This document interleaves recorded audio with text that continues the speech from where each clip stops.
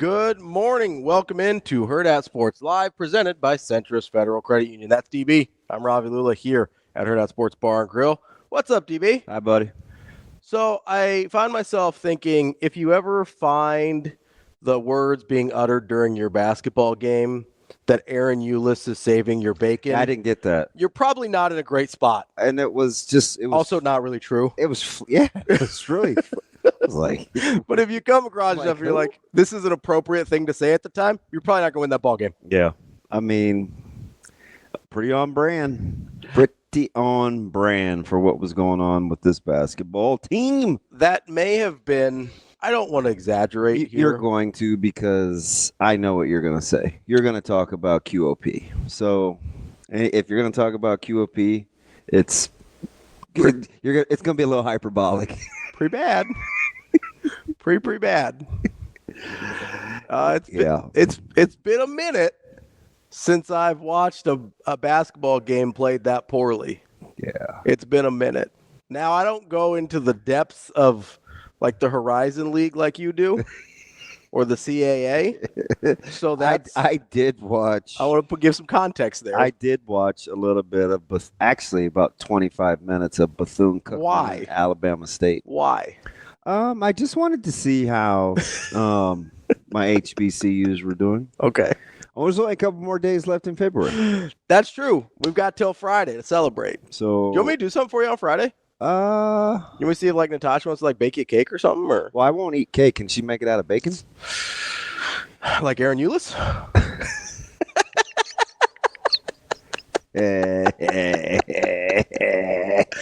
I don't know. The idea of a meat cake makes me uncomfortable. You know what would be delicious? What?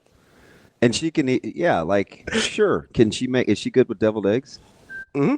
So now the gold standard has been set. So by our mutual friend. Yeah, we're not gonna give her any credit on air. Okay, as I said, mutual friend. We're just not. Her kid's cool. Yeah. So my buddy, Yeah. his daughter has the same name as her son, Oh, okay. and so I'm like, you guys share the same name. But anyway, I'm Team Sawyer. But yeah, like the bar is. Like mean Tom Sawyer. Yeah, I think that's probably why it skipped a few generations. Sure, as a name. Yeah. Yeah. No, it's a cool name. It's a cool. I like it. Well, I like my guy because that's my guy. But his daughter, Yeah. Degenerate's daughter, is named. It's a cool. I mean, I think it's a cool name for both. He picked two cool names. What's the other one? Sutton. So that's a good name. I like Sutton. You know, it's one of the. Sutton can't be probably a month old, maybe. You know, one of the only reasons I ever wanted kids, and this is a good, not For a cool names. yeah, I know. to pick out cool names. Yeah, and I wet the bed. And I I was thinking the exact same thing, and man, listen, I totally wet the bed. I mean, Caleb and Micah's not bad. It's Maya, fine. Zoe, you know, that's not bad. So Maya is her mom. Okay. That was her doing. Caleb and Micah was like mutual. Yeah. Not really. Okay. You got strong armed a little bit. No, I wanted. This is dumb. I wanted Malik. That's a good name. Malik's a good name. But my nephew took it as his middle name. Ah. So okay. I was mad at my sister. The firefighter? Yeah. Okay, cool. He just had a Shiloh Friday. Oh, yeah? So he's got a Sky and a Shiloh. How cool of Those a are name, good names. How cool of a name is Shiloh Cruz? Oh, Shiloh Cruz is an incredible name. Shiloh Cruz is going to be like that's a top shortstop prospect name. Yeah, Shiloh Cruz. And you know, he's very regimented. Yeah. Very disciplined. He's good with his diet. He's good with his workouts. Yeah. He's tough schedule. Shiloh Cruz is a 4-star receiver. I can hear it. But Skylar, his daughter, is a little cutie pie too. I'm gonna go with Skylar Cruz is a good name too. I'm gonna guess Mom came up with those names because she's super hip. Yeah. You're saying he's not? He is, but he's a LeBron fan, so you got to take that with. You just don't know what to do with it. You just got to take You're that. like, I don't know. We've had some knockdown dragouts. over LeBron, but he's the little dude that's on the Nebraska poster with me, the scheduled poster. Oh, okay. So he's like wearing my jersey and he's getting ready to throw the ball, or like he's supposed to be running with it. Yeah. But it looks like he's throwing it. But I wet the bed on the names. And Zoe almost left the hospital without a name. Really? Went back and forth 27 times. What were the other options? I don't know who I think the leader in the clubhouse until I saw her was Brecklin. Okay. Can I be honest with you? Yeah. That's a real white person name. Yeah, I wasn't really thinking that. I'm just saying. It is kind of. It's pretty white. Especially if we're going to spell it with a Y at the end. But Micah had. Because if it was Brecklin with a Y at the end, that's super white. Micah had a little friend, and she was cool. Yeah. And she had some forums. Do you remember forums? Like, they're all weapons, like Converse weapons. Oh, yeah, okay. And they were sweet. They're pretty legit. I'm like, man, she's got some drip. Like the old school, like Larry Bird, Magic Johnson shoes. And she could hoop, too, for like a little itty-bitty. She was like 5 or 6. Yeah. You know, she was like having people over at the birthday party. I was like, okay. Just crossing people up. So she wasn't Lily. She was just, yeah. you know, White. regular. Yeah, but I went to bed. So anyway, getting back to that. So no love for Amber. So you could do deviled eggs. Deviled eggs. Okay. You can put any piece of protein you want on top. Okay. You could do a piece of bacon. You know, if she really wanted to stretch her talent, she could do like a little piece of fried shrimp. She could do nothing. She could just go with deviled eggs. Or, isn't this cool how I have suggestions for something that's a gift? Or, you're like, I've got a better idea. Or like an egg bake. Yeah. Or like a casserole? Yes, but no. Kind of. So we've learned, we got a new recipe. Casserole adjacent, yeah. That has like cottage cheese, like whipped, like. Okay. Extra protein. Blended up. And just like a hint of like almond flour. Oh, okay. And it makes it super airy. So it's not light and fluffy. Yeah, and then you can go with about 55 proteins in there. You just put crumbled sausage, 55. a little ham, a little bacon, a little Canadian bacon, a little American bacon. Is there, I don't know if this is appropriate to say or not, is there like a traditional, it's called Black History Month, so I'm going to say, is there like a traditional black dish or like a family dish that I'd like? Yeah. Because maybe I'm wrong here. I don't think deviled eggs, and I go, black people. That doesn't. Maybe it's me. I don't know. Not that saying that, like, I bet there's some black people don't enjoy. There's some strong ties. For deviled eggs? Yeah. Okay. I think, I'm not going to call it a black thing, but it's certainly. It's popular in the community. Yeah. Okay. Absolutely. So, like, if I got invited to the cookout, I'm not saying I would, but if I got invited to the cookout. It wouldn't be at a cookout, but it definitely would be at Easter. Okay, Easter. Okay, that's a good one. 100%. All right. 100%. So it's a popular dish. Yeah. Okay. That's what I was asking. I didn't know. Yeah. You're going to have. Because it's all, so deviled eggs kind of like bring the communities together. They're very popular in both circles. Yeah. Sure. A lot of whites enjoy the it's like the black and white cookie. Well, that's got it right in the name. I mean, that's for me. Yeah. I don't eat a lot of traditional. Okay. African American meals. Like I don't like collard greens. I know you're not a big chitlins guy. I hate chitlins. I hate cornbread. You hate cornbread? It's so foul. Oh, I like cornbread a lot. I don't like anything that dense. Okay, sure. And I'm not doing the honey and butter and all that. I love honey and butter on cornbread. Yeah, that's about it. Is it okay? Is there? I like chicken, but so does everybody. I mean, yeah, chicken's good. I like ribs, and so does everybody. Yeah, but I didn't eat ribs until like you were older. Way older. I was well into my 40s. Sometimes I get confused between what's like a traditional black food and what's like a southern food. That there is because there's a lot of overlap. Yeah. Right. Yeah. So where does grits fall? Grits would fall as a southern dish. Okay. You like grits? I love grits. Grits are one of my favorite. I love grits. Although I think I prefer cream of wheat. While we're on this black thing, there's this slow jam called Two Occasions. Okay. And I think of it sometimes when I think of food because it was kind of this sappy little love song. You know, it's a ballad. I only think of you on two occasions. That's day and night. But anyway, that's when I think of grits. All the time? All the time.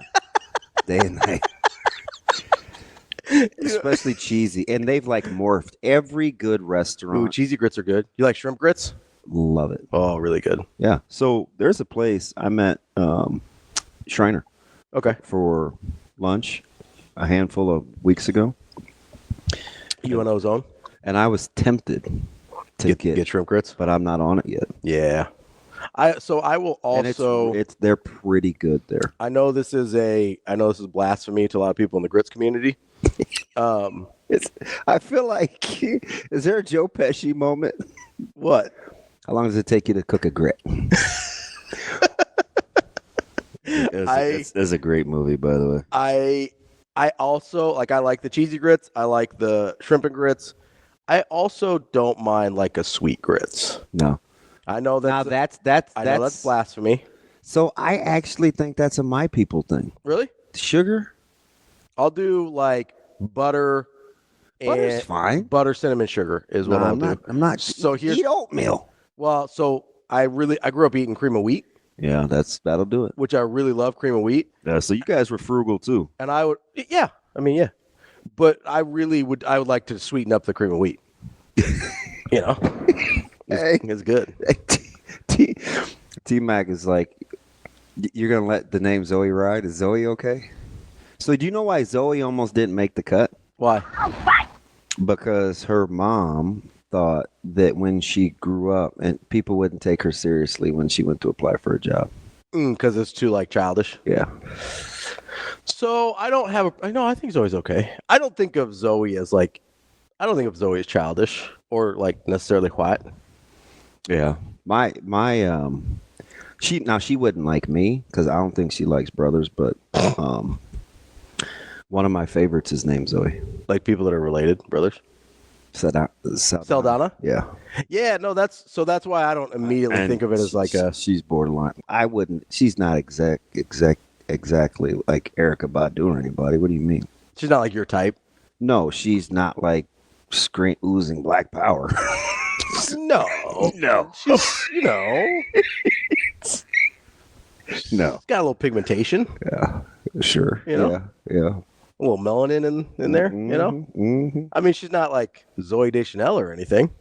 Who is that? Oh, is that a designer? No, that's a designer. It is not. No. Really? No, it's an actress. I thought I got one. No. Have you seen Elf? Elf? Yeah. The movie Elf with Will Ferrell. Oh, yeah. His girlfriend. Oh, that's Zooey Deschanel. So very white. Yeah, it's fine. So, Zoe Saldana was not that. She's more cultural than that. I don't know how much free time your wife has. Yeah. But yeah, that no cakes. Okay. Well, And I'm not even going to fake. I wouldn't eat it. Just, I'd be like, oh, that's nice. And it would sit. Cakes are nice. You can decorate them and stuff. And be like, Happy Black History Month, DB. Just put it on there. What would you decorate it with? Well, frosting. That's what you decorate cakes with, DB. I don't know. I know you haven't eaten cakes in a while, but I was never a cake guy. I had the same birthday cake for 14 years of my life. Cake is only okay. Yellow cake, white frosting, and whatever cool. Remember the little candy things that you could get? Sometimes it was Super Friends, sometimes it was, and you would eat the decorations. Yeah. It was the same every year. I mean, I assume if we were doing it on Friday, we'd do a chocolate cake, but I don't eat chocolate cake. You don't eat any cake, so it doesn't really matter. I'm certainly not eating chocolate. Just trying to make sure it's appropriate for the occasion. Yeah, on a roll. There's only 28 of them this month, right? No leap year. That was last year? Yeah. Okay. It's on Olympic year, so on the 4s. The leap years are. Oh, that's a good little cheat code. Yeah. I think I might add that to the roll. So no Summer Olympics, no leap year. Cool. 2020 kind of messed us up a little bit, but that's okay. Yeah, because they skipped us because of that vid. Yeah, because of the vid. Yeah. That's all right, though. Yeah, I heard it's back. Guess who? Like Slim Shady? Yeah, guess where it's originating? Not here. Canada. No. Oh, okay. Of all people, Ravi David Duke, you didn't jump at that where it's originating? That's interesting. I'm a shooter from Providence.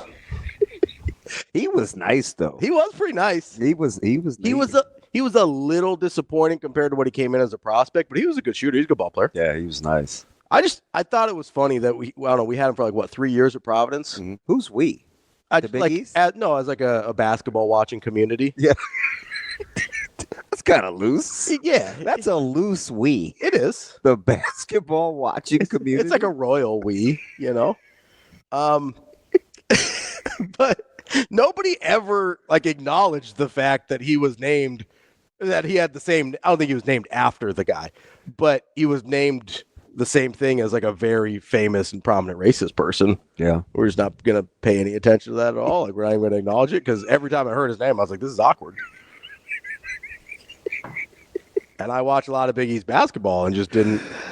Nobody even brought it up. It's like we're not going to acknowledge the elephant in the room. Oh shoot! It's fine. It's fine. That's all. The hood-wearing elephant in the room. We're not going to acknowledge that at all. No, sir. Okay, that's fine. Hey, so what do you want? Stat of the night last night? I would love a stat of the night because they were so many ugly ones. Well, we got it from Matt DeMarinis. Oh, was that that wasn't a final though, was it? That was midway. But it was incredible for 20 minutes.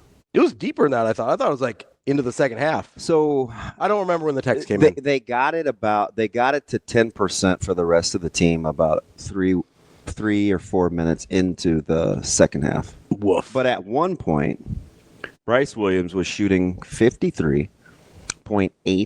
Mm-hmm. The rest of the team combined was shooting 5.3%. That's very bad. That is incredible. Hard to do. It's incredible. Really hard to do. That's incredible. The rest of the team had 2 points. Yeah. Were you vibing with my Berkey will do just about anything Bro. at any time? He said, bro, you got to get serious for a minute. In the second half. Now, he wasn't the reason for the treason, but. No, but he was sort of a microcosm of the, what the hell are we doing here offensively? Mm-hmm. I think he had back-to-back possessions where he went running left-hander toward the baseline air ball to. Did you see the back-down turnaround jumper? Fade away, turnaround over the backboard air ball. Yeah. And then I was just like, how about the one he just underhanded out of bounds? It's just what we're doing around here? It's like, what's wrong with him? My man's came back and he's just feeling it. Living his best life. 0 for 10 is a tough hang. Yeah. 0 for 10 is a tough hang. I get the one at the end of the game, so I'll give him an 0 for 9. What about the one at the end of the half? Not great. That wasn't. Which one? End of the first half? Yeah. Okay, so 0 for 8. We'll give him 8 bad ones. We'll give him 8 bad ones. It was a decent look, but it was kind of desperation. I'll give him 8. We'll give him 8 bad ones. Okay. 0 for 8. 8 bad decisions, two explainable ones. It was pretty rough out there for our guy. Not as rough as, it was as rough. I'll take that back. In one particular shot, I don't know if all of them were as bad as Raleigh Wooster dribble, pull up, contested 3. So that's kind of driving me crazy. It makes me so mad every time he shoots a 3. So they needed a shot, and I'm not going to pick everybody. There's enough to go around. But the look off of a guy that's in a shot-ready position, he's to your left. Now, I get it. It's Berkey. Mm-hmm. And maybe you don't see him as a viable open guy from 3. Mm-hmm. But he's wide open, and you proceed to shoot a contested 3 after 2 more dribbles. Like that you can't do. Also, that you can't do. Like if you're Raleigh Wooster, you don't get to decide that someone else is a less viable 3-point shooter than you. No, that's a thing. I'm not being mean. That's a real thing. You're going into like the self-awareness. Yes. Like if you're Raleigh Wooster and you looked at Berkey and you go, I do think situational IQ is a thing. Like you can't sit. The situational IQ is definitely a thing. If you're Raleigh, you can't sit there. But that's for everybody. No, it is. But you can't see Berkey and be like, not a viable 3-point shooter. Let me hoist this thing.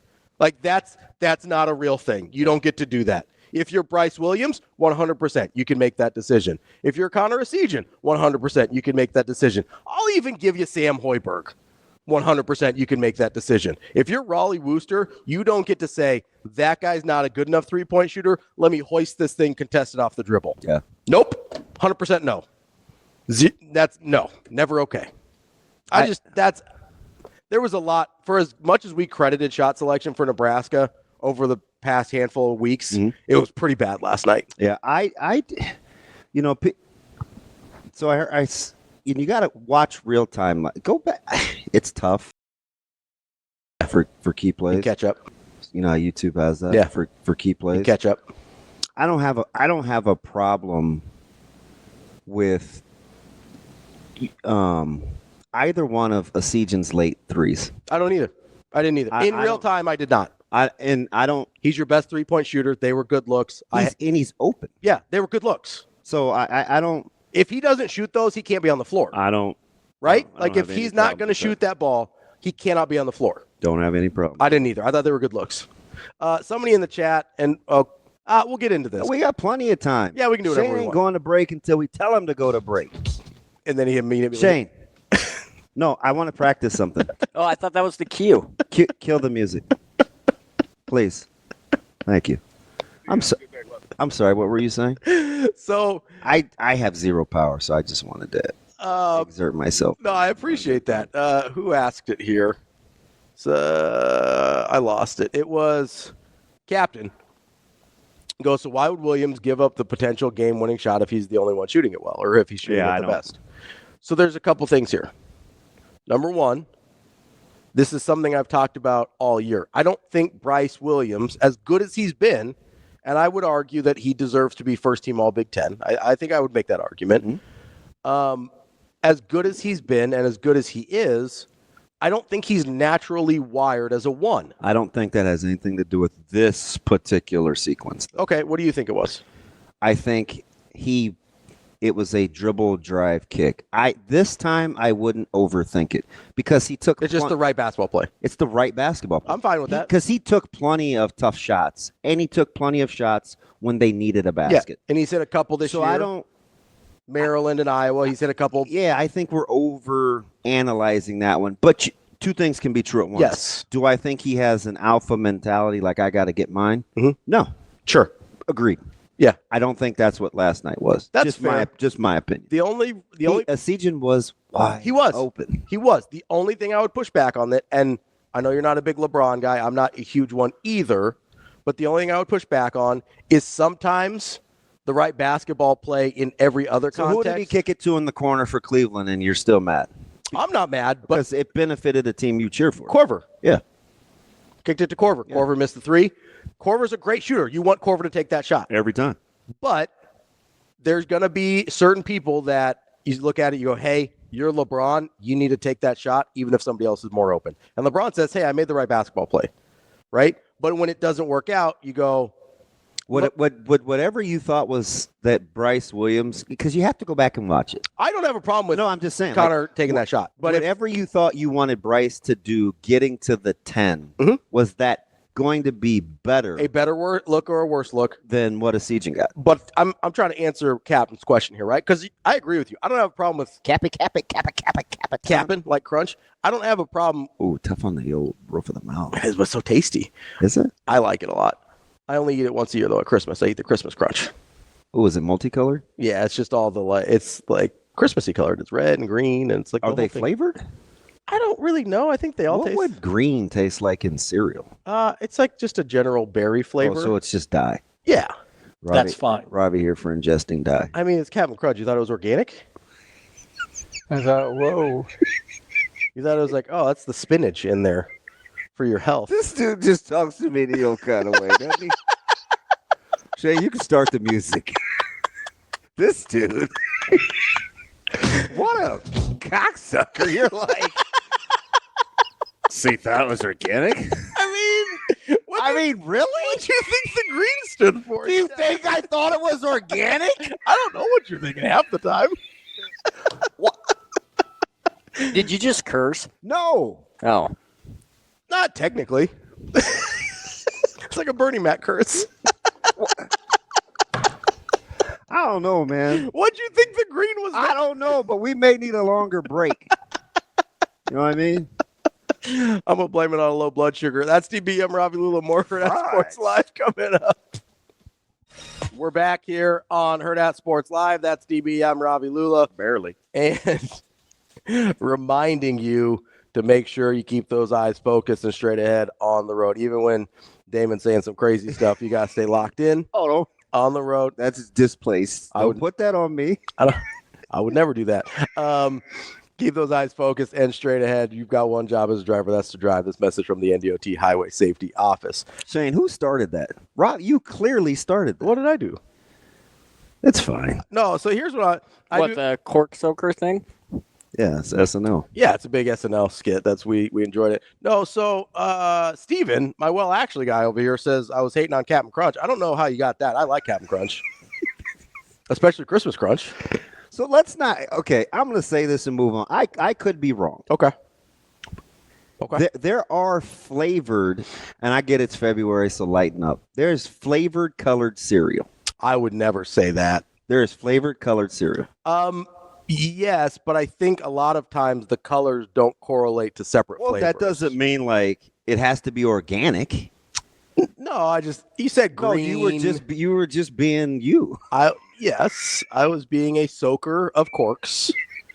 As is, long. I get it, like old school Froot Loops and old school Fruity Pebbles, like that. That tastes generally the same. But yeah, regardless of color. Yeah, but no, regardless of the color of the cereal. There's a lot of different colors in Froot Loop, but they all taste the same. It's plural. Colors, sorry. And loops. Oh, okay. There's this big controversy about how you spell fruit on the box. Apparently, some places it's spelled traditionally, like how fruit is actually spelled. Mm-hmm. And some places it's spelled with the double O, so it matches the loops, like Froot Loops. The more you know. Fruit. The more you know. I haven't had. I think it's by region. Probably 3 years. Yeah, we have a pantry full. I'm just saying the reason I thought organic was because you went green, and I was like, I don't know. Yeah, I felt like that was. I suppose kiwis are green. And for people that don't have video, it was all about how you looked at me too. It did something to my soul. You kind of cut me. I do have a problem sometimes looking very condescending with my face. There's no way that would be true. I would say that I'm going to work on it, but I'm not. That wasn't your New Year's resolution? I mean, look, we're 37 years deep at this point. Like, I think it kind of is what it is. There's plenty of time to change. I'm way different at 50 than 37. I did a lot of my changing around like 29, 30, so I think I'm good. Oh, and by the way, you can double dip because of the weekend. On what? So put a candle in it. Double dip on? To get Natasha to do like a meat cake. Yeah, but I mean, Saturday. You want a different type of meat? Saturday's March 1st. You could do link sausage too. Saturday's March 1st. Even though I prefer crumbled or patty. So like, I mean, once we get to March, like, I'm gonna stop being nice to you. Oh, good. This make the deadline. A link sausage cake sounds awful. That's the thing. Is David out here trying to get people to make meat cakes? I don't know. That sounds terrible. Just the idea of it makes me uncomfortable. Well, if you baked eggs, I mean, that's an egg cake. No, that's a casserole. And wouldn't it be like a quiche or something? Ravi here for semantics. Big quiche guy over there, huh? So you're arguing. Who said quiche? He did. He goes, first of all, you're correct. No, he goes, first of all, when's the last time you had quiche? Wait, last 10 years? Oh, yeah. Well, Big Le Peep guy? Like what? Oh, I don't make it. I would just go over to my They got one of those close to my house. brothers or something. Yeah. They'd make it. I'm not saying their name again. They're not paying me enough. Like my mom would make it or something. Oh. I wouldn't make it. I wouldn't have any idea how to do Big that. quiche guy. Oh, yeah. Of course, Steven goes, limes could be green. You putting lime in cereal? That sounds gross. I don't want that. I'm still tripping off the organic thing. It was uncalled for. I mean, let's be honest. A lot of what I say is uncalled for. I don't know why that one in particular struck you. I don't know. It's kind of how you looked at me. Like, I'd say a lot of out-of-pocket things. Yes. I'm surprised that one elicited a response. About 15 times a day. About 15. Who shot the ball too much last night? I mean, I would argue Bear K did. Yeah. I think that was probably a little aggressive on his. Did you like Juwan's shot attempts? Not particularly, no. But only a couple. I get it. You're going to look at the box score and you're going to see 0 of 5. 2 or 3 of those, I feel like he was open. Yeah. I don't love him shooting it, but he's not Raleigh in the sense that I never want him to shoot them. Raleigh shot 33%. Not for the year. No, I know. But, from 3. No, I'm talking about from 3. Last night, though. And I get he it. He didn't shoot 33% from 3. I get it. Okay. I know. I just meant. Yeah, in general. Yeah. I'm not saying Raleigh can't ever shoot. I don't want him ever shooting threes. I'm not that. It was the 2 bad ones. Yes. I'm not there with Gary. I understand in order to do what he needs to, he probably has to keep people honest. Yeah. A couple times a game. 5 seems aggressive. 5's a little much for me. But I think 13 shot attempts in general, kind of in a vacuum, is about where he needs to be. Now, some of them didn't look great. I'm not even talking about the 3. Some of the drives that he took, there was one particularly in the second half on the baseline where he never got an advantage and never, he was never open, and he was kind of just like, yeah, we're going to put this thing up anyway. Those are the ones I have a problem with Juwan. I need you to be a little bit smarter about when you're taking that aggressiveness, if that makes sense. Hold that thought. Yeah. This is real. Yeah. How are you when somebody says, hey, smell this? I generally am like, what are you trying to do here? I don't want it. I'm not interested there. Okay. Why? Because I think Zoe was messing with my lotion and my hands smell like vanilla, but I wanted you to smell them. But I didn't want you to be like, I didn't want to put my hands in your face and you're like weirded out. I just wanted verification. With the context, I'm okay now. Does it smell like vanilla? Yes. Yeah. I'm going to get that little girl. Usually when somebody's like, hey, smell this with no context, I assume it smells gross, and I'm not trying to. I'm not 14 in high school. I don't know, man. I don't know. God, I can't. I'm not trying to smell weird stuff. If you put your hand in your face and you're like, stretch me daily. And you're like, hey, smell my finger. That's not, I'm probably not. I clearly.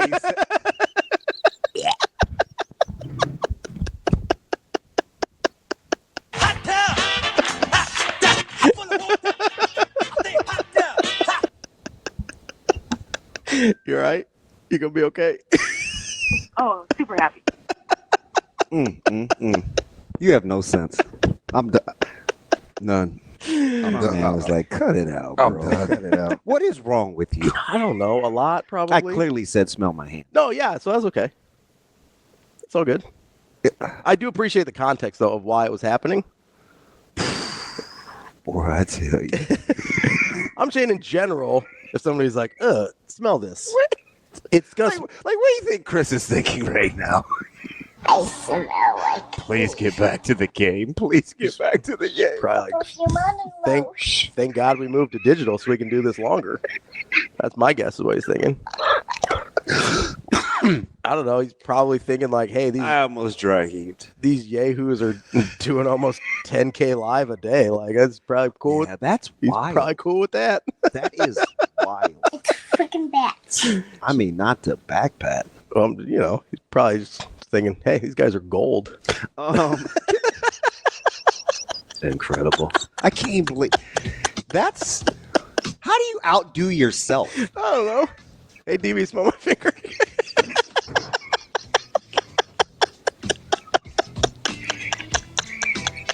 I'm just saying, it's a small leap from smell my hand to smell my finger. It's a small leap. Vanilla, man. Vanilla. It does smell good. I don't think it's what you were trying to smell like today, but it smells good. No.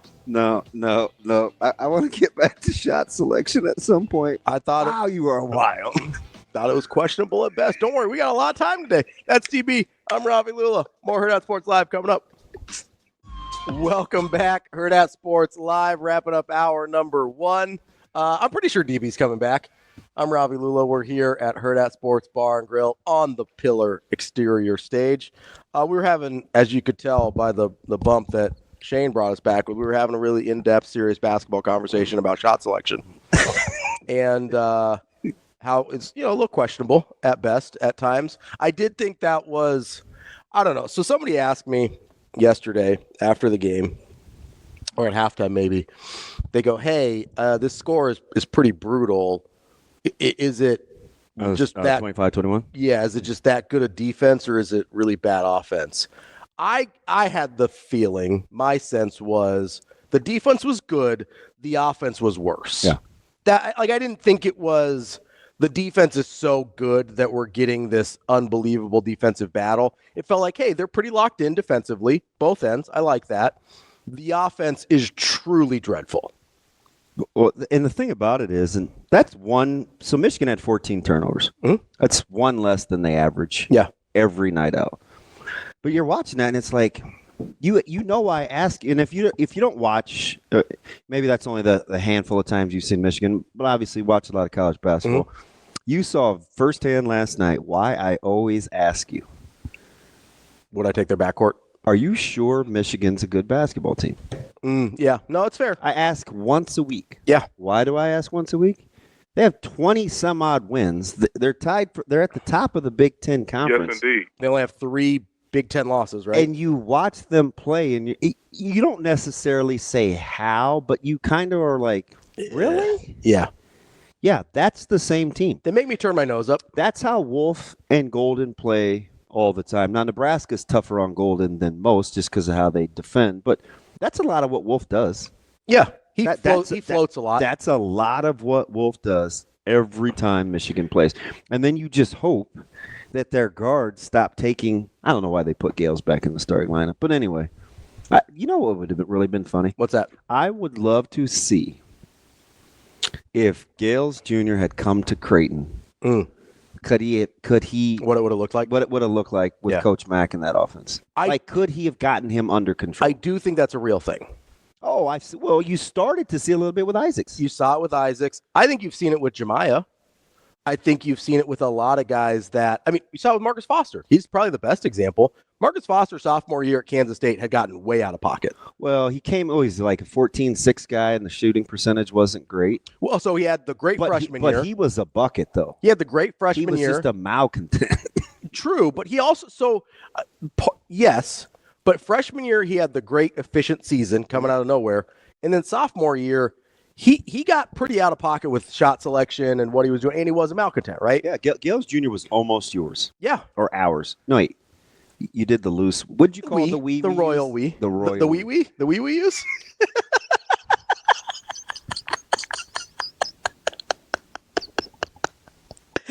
Sorry, I'm a child. You say like wee wee or doo doo, I'm going to laugh. I don't even. Right.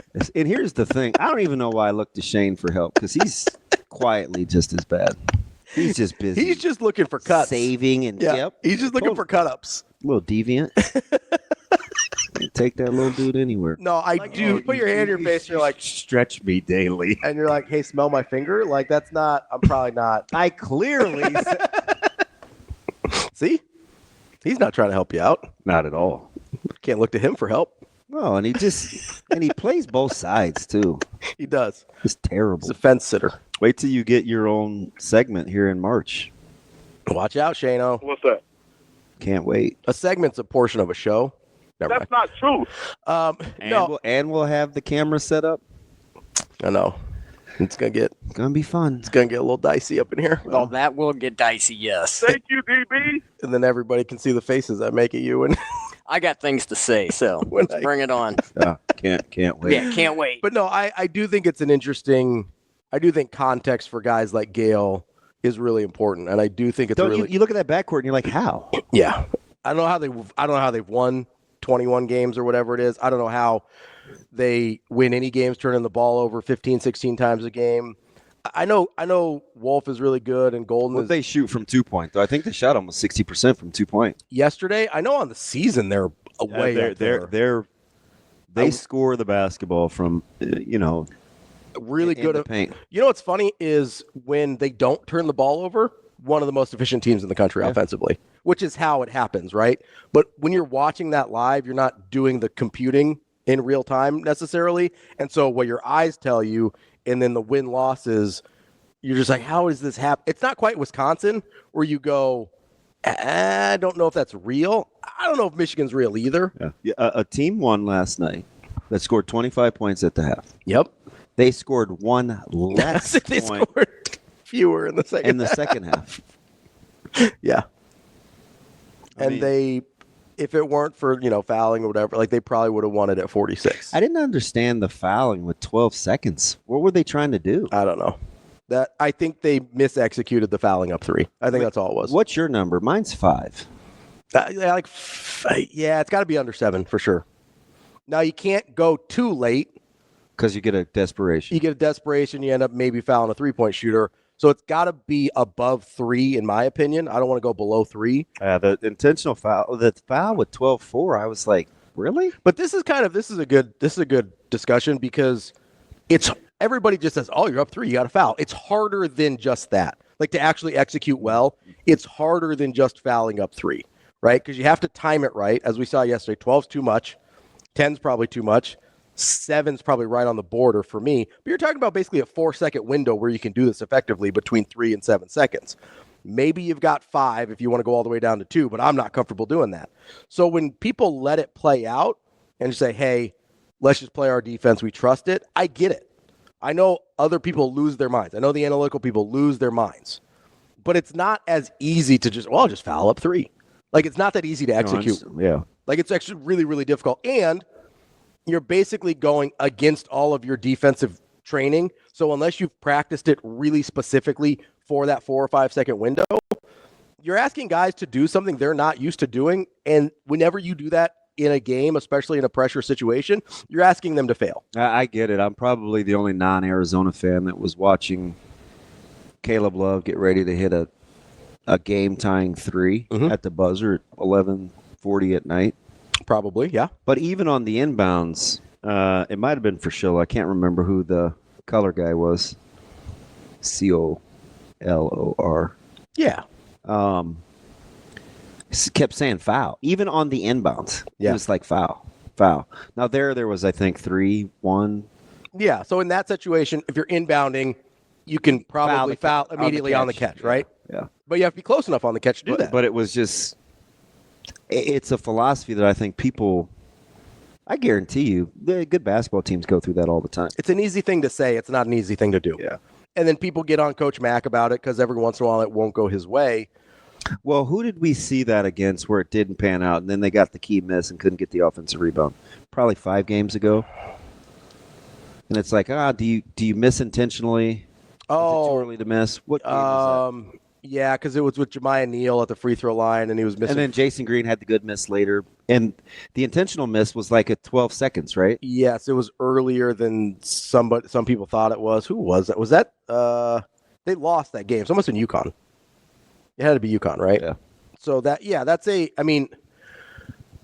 again, those things are really easy to be like, oh, you just intentionally miss here and you do this and the time, but like all of that's way harder than it seems. I think it's something we say. I don't know, you get mad at people for doing this in football all the time, where there's like a really easy talking point that is not nearly as linear as, oh, just foul up 3. Right. Like that's not, like try it sometime. Right. Just try it.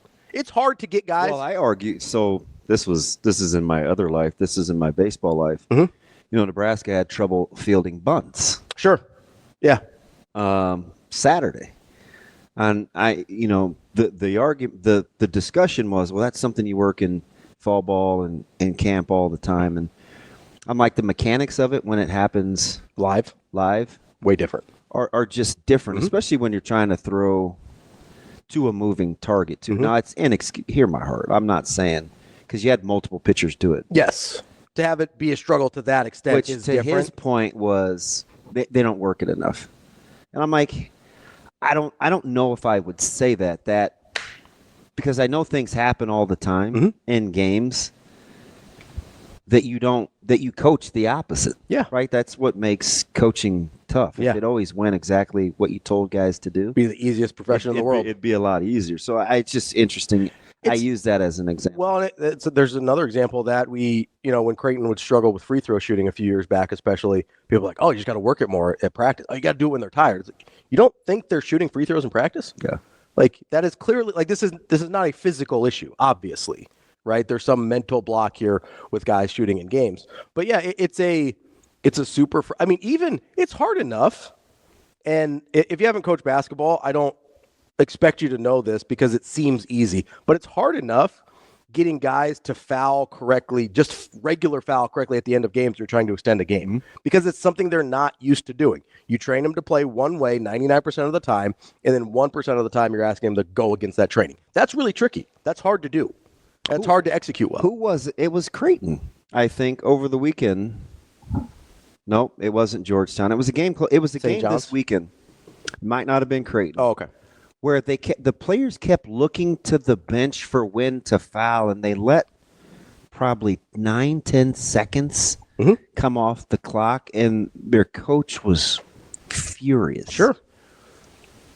Was it SEC? It might have been an SEC game. But then you have situations where it's like, hey, we want to foul, but we want to try and steal it for 4 seconds first, and then you have to foul, and then it's like, oh. You know where you see that a lot? Where? After you make a team work.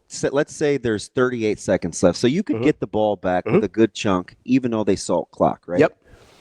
And get them 8 seconds to get it up the court. Another 8 seconds come off the clock, and then you get a foul. Juwan Gary had one. Yep. And Where you're it's like, what are you doing? You're he wanted to steal. It looked good. He got part of the arm. It's like you've done 3/4 of the work. And then you mess it up. Don't bail him out. And then you bail him out. Yeah, it happens. That's a real thing. All the time. That's a real thing. I'm with you. So I get it when you want to say, hey, just foul up 3, or hey, you got to try and get a steal before you foul there. I'm just telling you, way harder to execute than it is to say out loud. Even if it's the right thing to do, I get that. Way harder to execute. Are you ready now to say how many they have to win? Nebraska? I think everybody is. Let's get to that next. That's DB. I'm Ravi Lulla here on Hurrdat Sports Live. Kicking off hour number 2 here on Hurrdat Sports Live, presented by Centris Federal Credit Union. That's DB. I'm Ravi Lulla here at Hurrdat Sports Bar and Grill.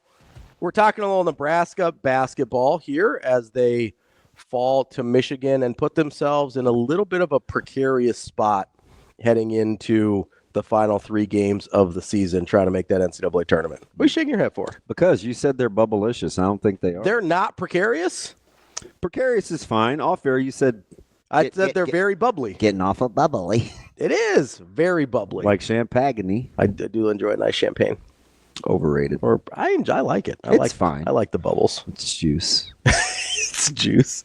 I think you gotta try some different stuff. Not all of it's super sweet. You gotta get like a brute. Oh yeah. Yeah. Tastes like an armpit with bubbles. That's That thing wet. Pretty much. It's fine. Where are you going around tasting armpits for, man? That's weird. Well, you get an inkling. An inkling to taste an armpit? You've had armpits your whole life. You've never thought like what they may taste like? Not at once. That's a lie. No. If you smell it, you can think. No. And we're not getting back into that smell thing because you're an idiot. Yeah. You're just not going to go along to get along. It's fine. It's fine. Have you ever eaten dirt? Nah. Like as a kid, sure, yeah. All right, maybe that's a bad example. Like Joe, dirt? No, but if I said, tastes like dirt, and you'd be like, oh, you know what dirt tastes. Well, if you're into like red wines and a lot, sometimes there's like we call it a terroir. It's the kind of earthy taste of a minerally taste of some wine. Yeah, there's a local establishment. Yeah. That I used to do endorsements for. Yeah. And they would have wine tastings. Yeah. And they taught me a lot. I enjoy good wine tasting. Yeah, I'm kind of a snob. I like nice wine. Yeah, this sounds dumb, but I always keep it a buck. Wine tastes fine. It just doesn't work. Not enough alcohol in it? It's kind of shallow. But... hey, you got to go get a little more. Everybody drinks to catch one, DB. Yeah, you do you. No, I'm just serious. Kegs and eggs in football. Let's go. Although I do understand that argument for beer because like there's not a lot of alcohol in there. I told somebody it's also very filling. Like I get very full. A very very very staunch beer drinker. Mm-hmm. I mean, I'm just like, number one, again, doesn't really work unless you have 38. And I don't care if it's 7.8%, but it's 10. There are some you can only get in flights. It's a double IPA, and I'm like. Yeah, I know this sounds bad. It's like a humble brag, but when you drink tequila on the rocks, that's not moving my needle a ton. Accurate. It's like a kombucha, basically. You don't need good gut enzymes, thank you. No, there's like a tiny bit of alcohol in kombucha, Yeah. It's like a 0.1%. That's basically what you're talking about. I was looking for a spray bottle. Yeah. Yesterday I was doing pork tenderloin, which is, man. You big pork tenderloin guy? No. I didn't think that was in your wheelhouse. I'm trying to be, efficient. Okay. With what was available. And I'm like, I need to spritz it because it was 2 tenderloins. A little bit of that WC. And the bottle that I washed out, it looked like an old clear bottle. Mm-hmm. There's probably like 4 under the sink. Yeah. And I forgot that's what I used to put my morning mix in with apple cider vinegar and cayenne. So that probably tastes terrible. So when I first sprayed it and it was on my outdoor oven, I was like, what's that hint of vinegar? Ugh. Oof. Yeah, it was apple cider vinegar. I hate the smell of vinegar. I hate kombucha. Yeah, I'm not a fan. I mean, I gut it just because literally for the gut. for the good. It's good for the enzymes it's and awful. probiotics and prebiotics and all that nonsense. Pretty terrible. So you don't think, speaking of bubbles, you don't think, like, what do you think Nebraska needs? Minnesota, Ohio State, Iowa. What do you think they need? I think they for sure need 2 of the 3. I think they need all 3, personally. Well, if they win all 3, then I think they're off the bubble. If they win all 3, I think they're in. I'm talking about what do they need to get in. I think they need all 3. Well, so we're having this conversation of like whether they control their own destiny or not. That's how I think of bubbles. Okay, that's fair. But bubbles, when I think bubble, I think you need the benefit of the doubt. So we'll go with that. That makes sense. Does to that me. make sense? Yeah, I probably hadn't thought of it in that context. But let's say they win 2 out of 3. They're at 19 and 12. 2 out of 3, I think They're on the you're bubble. a little bubbly. Because then you don't control your own destiny. You're worried about bid stealers. You're worried about some of those other things. You get to 20 and 11, I think you're okay. Like, I think you're safe at 20 and 11. That would also put you at 10 and 10 in the league. You'd be 500 in a major conference. You'd have 20 wins, regular season in a major conference. I think you're in. 19 and 12, you're leaving some things up in other people's hands. Like, that's where I wouldn't want to be. Okay. Because 20 and 11, I think it's probably there's an outcry if Nebraska doesn't make it at that point. At 19 and 12, people understand. Not Nebraska fans necessarily, but as a college basketball community, as a basketball watching community. The royal we? The royal we as a basketball we would understand why Nebraska didn't make it if they're 19 and 12, especially if they don't do any work in the Big Ten tournament. If you're 20 and 11 and you're 500 in league play, I don't think you need to do anything in the Big Ten tournament. Right now, you're probably the most concerned about a reeling Ohio State team in Columbus, right? Yeah, probably. Although Minnesota's been froggy. I said the day before, quietly, Minnesota's road wins is fairly impressive. Also, I think, look Minnesota up. I think they're 4-4 on the road in the Big Ten. Something like, I know they have 4 wins. They've got 4. They do have 4 true road wins. They've got, I think they only have 3 road losses. Not bad.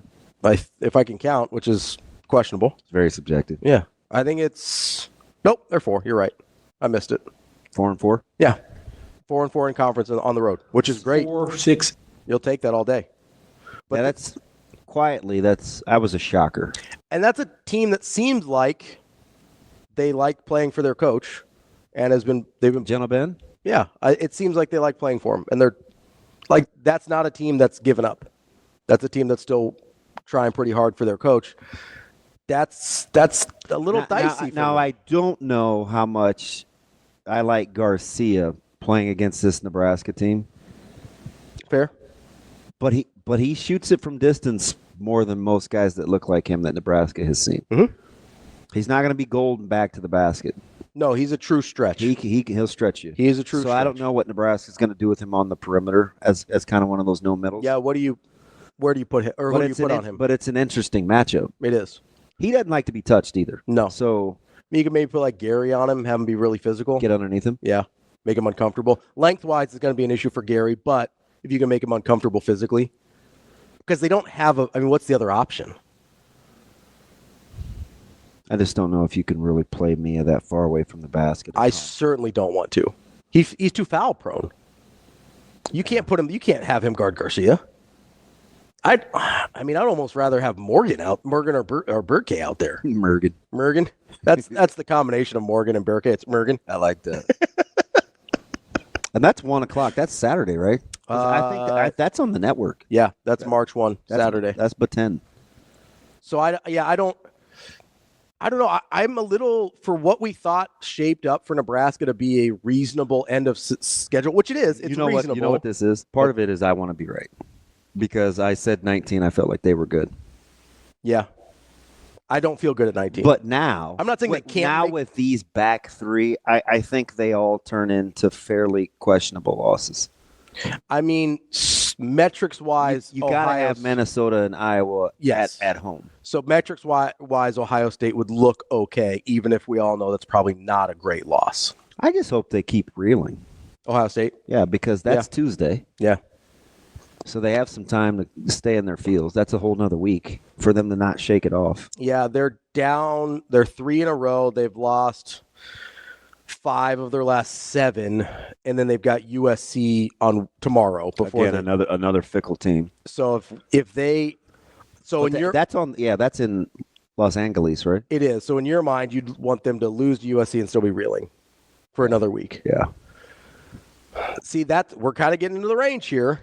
When's the next one to snap the skid? Is where I don't want to be I don't want to be too far into the skid. No fudge. I mean, we saw it happen with Penn State, didn't we? You got to keep Thornton out of the paint. We just saw it with Penn State. What did I say about Penn State? Hey, you don't want to be this far into the skid. They're not that bad of a basketball team. They haven't quit. That's a bad matchup, though, because they turn you over. I get that. But that's a team that had lost a bunch in a row. It looks like a bad loss. But what did we say? How many of those did we look at were 1 or 2 possession games? That wasn't a team that was going to roll over on you. Like that was one you have to win, but you can easily lose. I don't know how much different Ohio State is if they're coming in off of 4 straight losses. You have to hope they've given up at that point, and I don't know that you can count on that. And it would be 4. That's right. If they lose to USC, it'd be 4 in a row going into Nebraska. I don't love that. But gosh, that's some time off. It is. It's 6 days between USC and Nebraska, which is a really weird stretch for the end of the season. Well, Creighton just did that. Yeah, they took the full week off, Sunday to Sunday. It worked out okay for them. Yeah, come back to Georgetown. Well, it looked a little. It helps to be playing Georgetown, but that team shouldn't be that bad. No, they shouldn't. They've got some guys. Yeah, they do. They got 3. Yeah, still don't know what Mac's problem is, but yeah, don't really know what the deal with Sorber is. He wasn't playing. He's 1 foot out the door. Yeah. I mean, he's going to be a first-round pick, so he probably doesn't care that much. Boy, this draft. But Peavy's capable. Oh, I know. Peavy's super capable. I didn't love his shot selection, though. I mean, I get it. Maybe he wanted to attack and get to the teeth, but, man, how many contestants are you going to? How many times are you going to get shoved back in your face by Kalkbrenner before you decide, hey, maybe this isn't a great idea? Yeah. Maybe I need to take a little float game. Maybe we'll do something else. Oh. How kind of my thing now is when I try to guess what I think is going to keep happening. So I'll say, do you like my and another floater and another one? What game was that? I think I texted 7 times. You did. Well, you also know how much I love floaters, so it makes me so mad. It's a high percentage shot. It's not. It's a terrible shot. The number of guys that shoot floaters versus the number of guys that practice floaters enough to deserve to shoot them is so out of whack. Oh. People saw like Derrick Rose do it, and they're like, oh, this is easy. Floater. That's cute.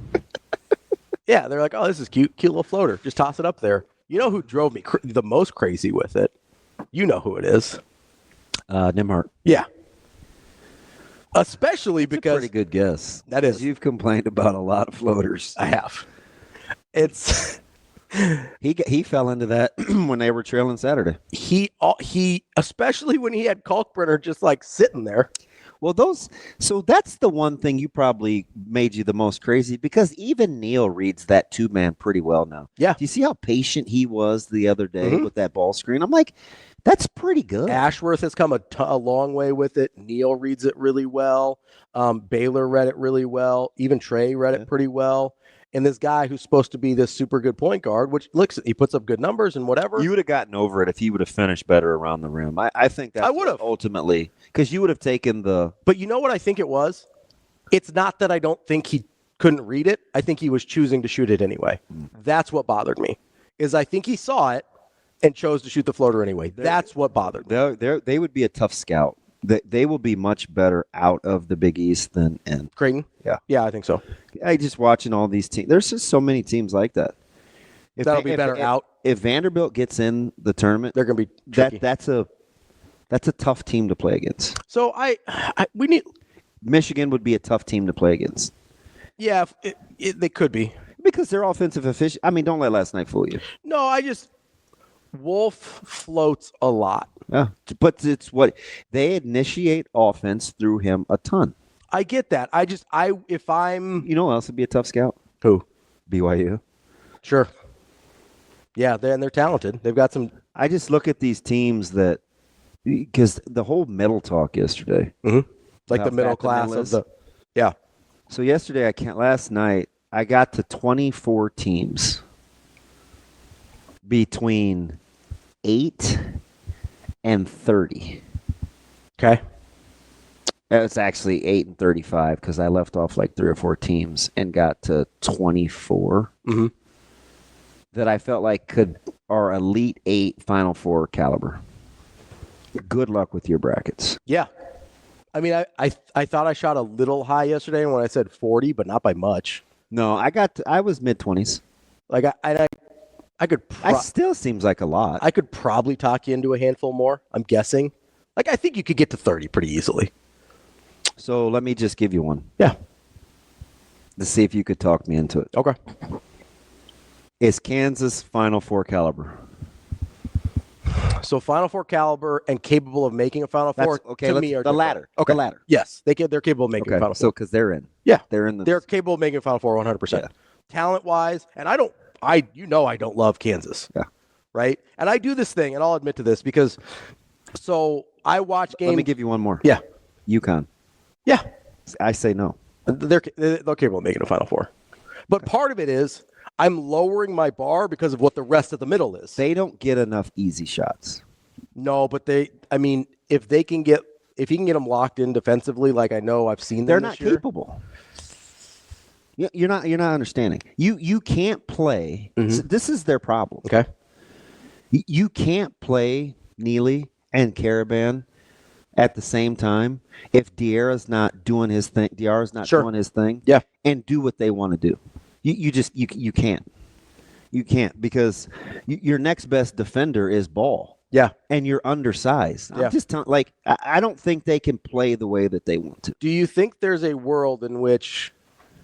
So start with something different, like making shot. I don't think you could talk me into them being something I don't think they are, and that's a good defensive team. No, I don't think they're a good defensive team. That's fair. I think they've shown they can be better than they have at certain points this year. I think they'd have to be more efficient. I think they'd have to do it on the offense. But they would have to be more efficient offensively. I look at them offensively, though, and I go, okay, if Caravan ever decides to look like he did before, and you've got McNeely, and you've got Solo Ball, you've got 3 guys that are pretty capable offensively, then all of a sudden I don't love matchups with a lot of those guys or with a lot of other teams. And I'll be honest, I'm giving, as much as I hate Danny Hurley, I'm giving him a lot of credit here. And I think I should. It's another team I want you to watch closely. I've talked about them. You know, they were in a Bet On It segment. Mm-hmm. I talked about them yesterday. Mm-hmm. They have wins in the 20s. Okay. Who am I talking about? We talked about them yesterday. Mm-hmm. Off air. I think it was during the New Mexico? Yep. Yeah. Watch New Mexico. Yeah, I think. Listen, I would put New Mexico in the can make a Final Four. Just pay. That's like I would put them in that category. The Mountain West is a better conference than it is the West Coast Conference. It is, and they're better in their conference than Gonzaga is in theirs. Yet we view Gonzaga and New Mexico totally differently because of brand recognition with Gonzaga. There's a couple of teams like that I think will be interesting. With you think it was Louisville in your group? Yeah. Okay. But I watched Louisville a ton, so I probably appreciate them more. Was Purdue? Yeah, they're capable. Yeah, I agree. They're offensively they can be a machine. They're streaky and fluky, but they're capable. Yeah. But that's part of what I'm doing here is most of these teams are so, in my mind, closely packed together that you're going to be playing a lot of light competition if you're in that group to get to a Final Four. So I think in general, if there were 8 to 12 teams that I thought could win a national championship, the number of teams that then can make a Final Four is smaller because you're going to have to play some of those teams sooner. Did you see an Illinois skid? Because I What'd you do with Illinois? Reluctantly, I put them in. I think so too. Super capable. I don't trust. They're playing with kids though, and I don't trust Brad Underwood at all. They're playing with kids. They are. Yeah. I mean, your 3 best players are pups. Yeah, 100%. So, in their that losing skid, the scoring margin is almost 80. Yeah. Yeah. In 3 games. You're giving up 94 points a game. Yeah. 94-7. Which at this point in the season, I get they've had injuries and I get they've had guys in and out. So could I ask you to be something you're not? And I was like, okay, I won't. Let's say you're going to be loose defensively, but you sure can score. Mm-hmm. And matchup-wise, that can sometimes get you to a Final Four. They would be a tough scout. 100%. And physically, there's some people that just aren't going to be able to guard them. Like especially early on in the tournament, they're going to catch some teams that don't have the personnel to guard Riley and Tommy and Kasparis. Like you're just going to not. There's going to be a lot of teams that can't deal with that outside of the Big Ten. And that maybe is a team that will do better out of conference than in, just because you're kind of overwhelmed by the talent. Where are they in the Big Ten standings? Because I always look at who could. They were. I always look at who could replace Nebraska or these teams that are on the bubble. Like I told you, I'm watching Xavier. I'm watching Oklahoma. They're 9-8. So they're 1, 2, 3, 4, 5. So they're 2 ahead of Nebraska? 6. Now they are 2 ahead of Nebraska. They were 1.5 ahead yesterday. They're tied with Oregon for 7th, 8th in the conference. Would love to see them stub their toe a time or two to close this out. Illinois. If Illinois stubs their toe a time or two, I'm not sure they make the tournament. Yeah. They're 17-11. No, I know. If they stub their toe twice, that's 13 losses. I don't know if they make it at that point. Like, Illinois is not, maybe because it's a soft bubble, but I don't think Illinois is the lock that we kind of assume. They go Iowa, at Michigan, Purdue at home to close this thing out. You clearly have Nebraska ahead of Carolina, right? Yeah. Okay, you don't want Carolina stealing a bit, getting in. No, 100%. But they can play their way in. For sure. And talent-wise. Because I think they're, 18-11 now? Yeah, after the win last night against Florida State. Still don't have really any good wins, but it is what it is. They caught one early. I'm being facetious a little bit. I'm exaggerating a little. I'll say they're just terrible in quad 1 games. I think they only have 1 quad 1 win. Couple good ones early. How many quad 1 wins does Carolina have? I'm looking right now. 1-9 maybe? 1-10. Okay. They're 1-10. Oh. God, that's bad. See, here's the thing. Is that funny? I didn't think it was that bad. You think I don't know that? No, I almost pegged the record. No, but until you said it, I didn't realize it was that bad. An old jokey Smurf, huh? I didn't realize that sucks. That was really bad. No, they're bad. UCLA might be their best win.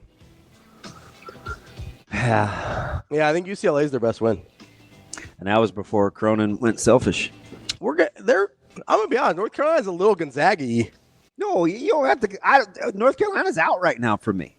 Yeah, and apparently Gonzaga's like a 3 seed, so cool. I don't know how that works. Boy, you hate Gonzaga. Well, it's that one guy's fault. Quit sliding in people's DMs, weirdo. More Hurrdat Sports Live coming up next. Welcome back. Hurrdat Sports Live here on the Pillar Exterior stage. That's DB. I'm Ravi Lulla. We're brought to you by our friends over at Centris Federal Credit Union. Make sure you get to centrisfcu.org. Regardless of what your financial needs are, there's a good chance Centris can meet them. You can talk to one of their experts, either in person or online, centrisfcu.org. They've got you covered, whether it's checking and savings accounts, just your regular old banking, or you need an auto loan, you need first home, dream home, refinance, whatever it is you find yourself needing at this moment in time, Centris likely has you covered. CentrisFCU.org, federally insured NCUA. Coming up in just a few minutes here, we're going to talk to Kendra Wait, Creighton great and current Omaha Supernova. Superstar. They are on a roll after a little, I think it was 3 out of 4 they struggled with earlier in the year. A little leaky, closing out matches. Yeah, they blew a 2-set lead, then they had a 1-3 and an 0-3 within the course of a few matches, but it seems they've righted the ship back to 8-3 now. So we'll talk to Kendra in just a few moments here. I might have to get off the Mike D bandwagon. Yeah? Yeah. What did Mikey Delaware say? A lot of blasphemy he's spewing right now. I didn't even see it. It's funny. He's like, just because Dan Hurley beat Creighton doesn't make them a Final Four team. That's not what we said, Mike D. Also, Creighton beat him too, so, what do you want to do? I'm Mike D. That's not what we said. No. There's this fat middle portion of everybody that's not named Auburn, Duque, Florida, and Bama. Correct. Right? Those are the teams that we think, ooh. I don't think I'd put anybody else in that group. And I don't either. If you cut out Bama, I wouldn't be. Me neither, because they can't stop a sieve. Yeah. Or they can't stop a soul. Like I feel really good about 3. I feel really good about 3. Bama's probably closer than you think. I would put them in there, but you could talk me out of it. Florida hasn't been like battle tested. No, they're pretty good though. I definitely take Florida over Bama. That's your squad. Yeah. Your surrogate squad. But if you wanted to die on the hill that it's only 3, I probably wouldn't fight you. Yeah. So Mike D, what we're saying is, there's this. You like how I'm using as a visual? I thought we were like cradling, like Rock the Baby, People's Elbow. I thought you were giving Mike D respect. I thought you were going to go. That's my dude. I thought you were going to go all AEW in the Mavs locker room and get in the trash can. Yeah, wouldn't that something? No, but after those 3 or 4 teams. And so I'll give you the next tier, right? Mm-hmm. Houston. Yep. Tennessee. They're in the next tier. So all 3 of these teams are the same. Can defend the hell out of the ball. Don't know if they can score at all. Iowa State, Houston, and Tennessee. Yeah, 100%. And then after that, it's like, okay.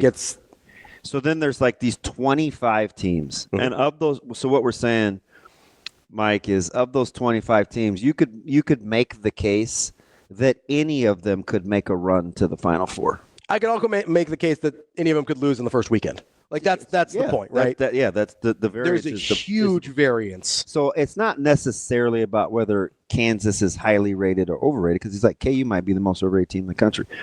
Yeah, having said that, I don't even really disagree, because I don't think anybody thinks that highly of them right now.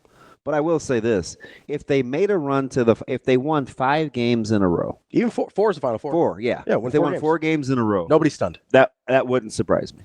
And it absolutely would not. So that's why I'm saying that the middle is so chunky. Yes. They're also currently unranked, so they're not really overrated. Well, they're on the cusp. Aren't they like 24? I think they were just out, because there were 5 teams. Yeah, maybe AP. You're right. There were 5 teams that started in the top 10 that are currently unranked. I just said these nuts. I'm like, you can't say that. It says these notes. Why is it these notes? I think they're making a play on the D's nuts. I think it's a joke. Got him. They're doing some comedy. By the way, Shane, alive or dead or alive, Welvin DeGreat. Who?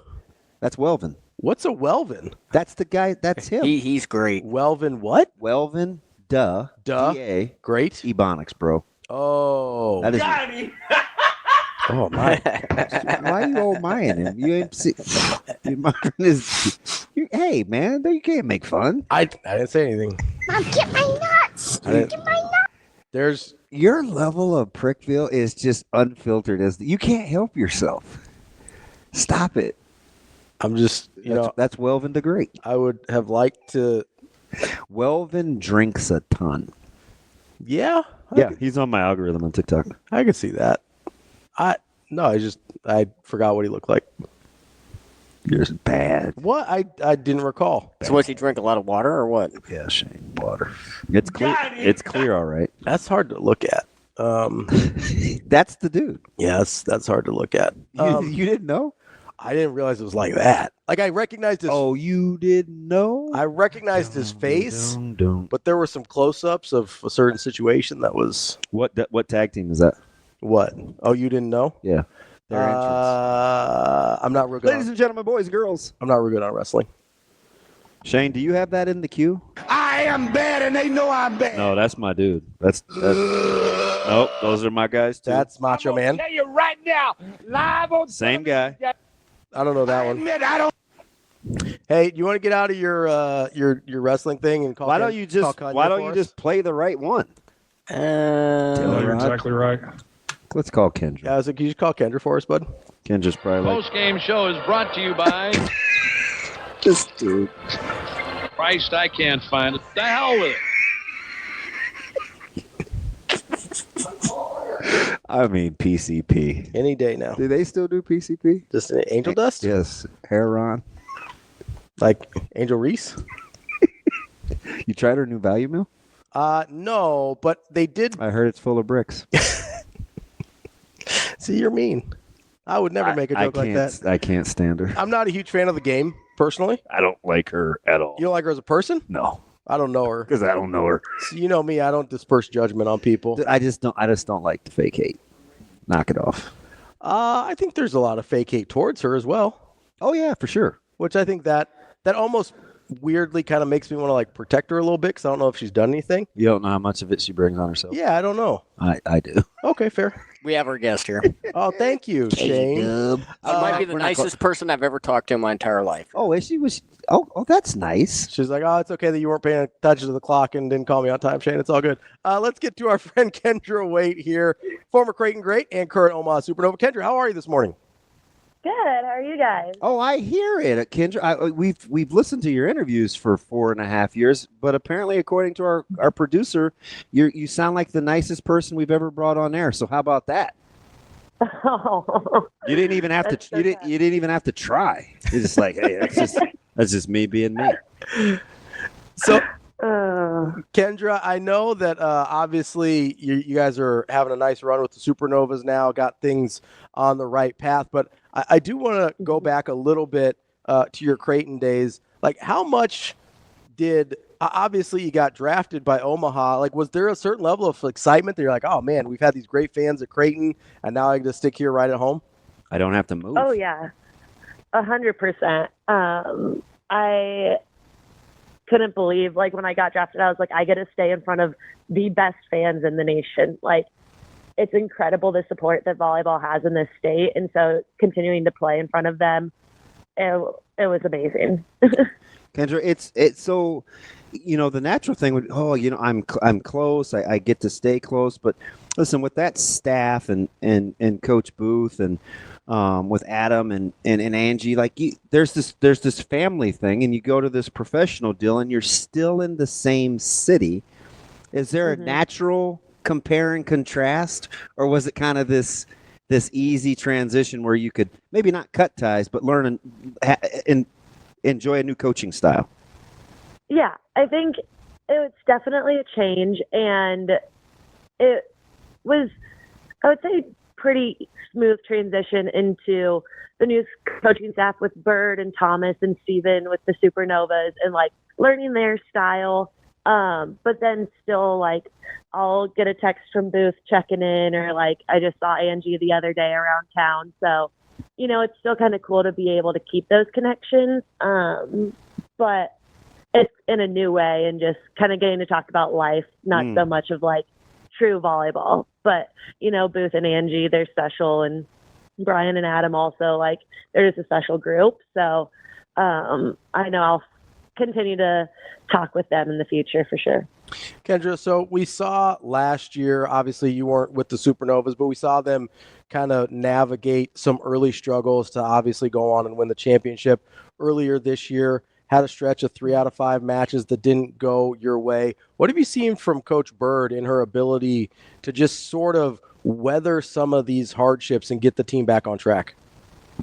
Yeah, I think kind of after that stretch of those losses, we really had to come in and look at our identity and who we are. And Bird did a really nice job of refocusing us, getting us kind of back on that mindset of our goals, where we want to finish, and then just allowing us to go out there and practice and fine-tune some things and kind of get back on track to where we need to be. And it's been going pretty well since then. So we're excited to see kind of where the season continues to lead and continuing to build on our successes that we've had up here recently. Kendra, let me ask you something, because you kind of get this in conference play with familiarity, and you get an understanding of style when you have to do scout and kind of how you want to attack opponents. But at the pro level, where the schedule will be almost as repetitive, if not more, how much of it boils down to, scout, we want to know strengths and weaknesses versus, listen, the in-system versus out-of-system,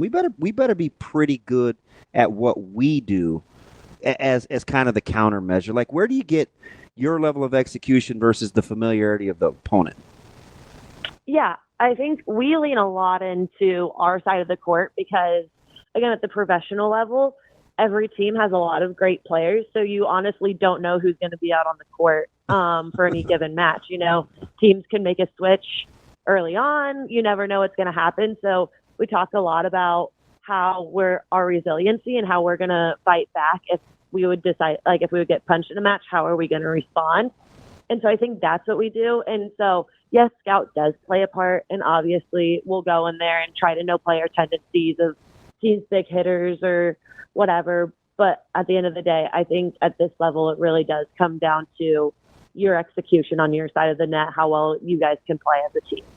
Kendra, you talked earlier about having the best fans in the country here in Nebraska, but even you have to be a little surprised. I mean, 50,000 fans through the first 4 home matches, like that's on an unprecedented level of just fan interest and support for professional volleyball. I mean, how cool has it been to be a part of that? Oh, it's incredible. Like every time you step out of the tunnel and you're going through player lineups or just hearing the crowd and all the cheers, like it's so special and something that not a lot of people get to experience in the world of volleyball. So it's just incredible what Nova's Nation has done for us and continues to support every single match. Again, they're truly one of a kind. Kendra, you got to help me here, and maybe being in Omaha helps. But how's the transition been from kind of your practice schedule, managing your rests with the travel schedule and days off? Does it build camaraderie? Does it build chemistry? Is it something you guys kind of have to work at with additional, and I drop this in air quotes, kind of downtime as you try to grow the chemistry as a team? Yeah, I mean, I think at this level, it is a lot of managing body with practices. And again, traveling is a lot. But also the fun part of traveling is that's where you kind of get to build a lot of that chemistry off the court. We've already had so many memories built of plane rides and random things that have happened. And so I think that's special. And then, we try to get together and still hang out off the court and have some fun moments just to continue, like you said, to build that team chemistry, because you can do all the work you can on the court, but if you don't trust each other, it's going to be really hard to perform at a high level. So building those relationships and getting to know each other has been really fun. That's Kendra Wait. I know you're from Kansas, but I'm going to call you Omaha's own Kendra Wait. We're going to have adopted you at this point. We appreciate the time. Good luck on Thursday as you're back here in Omaha at CHI. We look forward to seeing you again. Thanks, Kendra. Awesome. Thank you so much for having me. More Hurrdat Sports Live coming up next. Wrapping up hour number 2 here on Hurrdat Sports Live. That's DBM Ravi Lulla here at Hurrdat Sports Bar and Grill. Make sure you check out. I saw some of the specials on our little break ads. Some might need. I haven't eaten here in a minute. Like in the fall, I eat here all the time. I wish I could say that. I'm here for football and stuff, and just watching games. You don't like watching games out though either. So like sometimes I'll go places to watch games, and especially if there's like people in town that want to. I'm weird about having people in my house. I know. You told me that. Yeah. No, I get it. You could come to my house. I get it. Like I'd let you come to my house, but I'm pretty protective about who comes to my house. Well, how many people do you think I'm calling to go grab my phone? Not a lot. Right. I imagine I was pretty close to the top of that list. You didn't know? Yeah, like I'm very protective about who comes into my house because it's it's my space, right? And also I'm a weirdo, so Don't I know it? So Denny, that's one of my favorite entrants Shane, for a group that I hated. Yeah. Yeah, but it was a great It is a good entrance. It is fantastic. I can respect a lot of the things. I just don't know. I didn't grow up watching wrestling, so I don't know a lot of the stuff. Yeah, Zoe wants to go to Monday Night Raw in May. Really? Is she super into it? Oh my gosh. And I looked at the tickets and I'm like, hey, Bill, Chris, let's try to do a promotional partnership with WWE and Monday Night Raw. I bet we could get some people on the show. I'm dead serious. Yeah. If they did a thing, I'd go. And I'd asked go with Caleb, I was like, hey, yeah, do you want to take your... No, I'm out. So I know Brett would do it. Yeah. He and Leah would take her, but I feel bad. Like, shouldn't a dad want to do that with his daughter?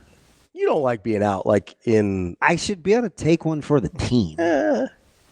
I'm like, I went through that with Micah. Here's my question, though. At that event specifically, because there's probably certain places you can go that you're less recognizable. Yeah, but I'm a square, though. I don't want her, seeing scantily clad women, throwing each other around and stuff. I'm just an old... I'm a fuddy-duddy. I mean, she's going to see that if she goes on person or watch it on TV, right? Yeah, I'm the same. But I do have her settings set on her YouTube. On her little... But a lot of WWE doesn't make the filter, so every 12 minutes it's can you type, and I'm like, I want to turn this lock thing off. Little girl will be watching Falcon Crest before I know it, so I ain't definitely turning that thing off. Yeah, she reads the books, and then she'll Google the wrestlers, and yeah, yeah. It's cool that she's interested, got some interests. Yeah, signed her up for softball. So we'll see how that goes. She's what, 6? Yeah, teaching her to put her glove on yesterday. All right, there you go. So what is it? Is 6 coach pitch or T-ball? It's a clinic to start. Okay. I wanted her to hoop. Darcy has her husband coaches Shane. Relax. Let's guess that Darcy. No, you're exactly right. But hey, by the way, her kids go to Zoe's school, so I can see her almost every day. Are you jealous? A little bit. That's fine. He got real. Rod's like, you know, that's my wife, Shane, right? He got real quiet. I don't know that Rod's particularly threatened. No. Oh, wow.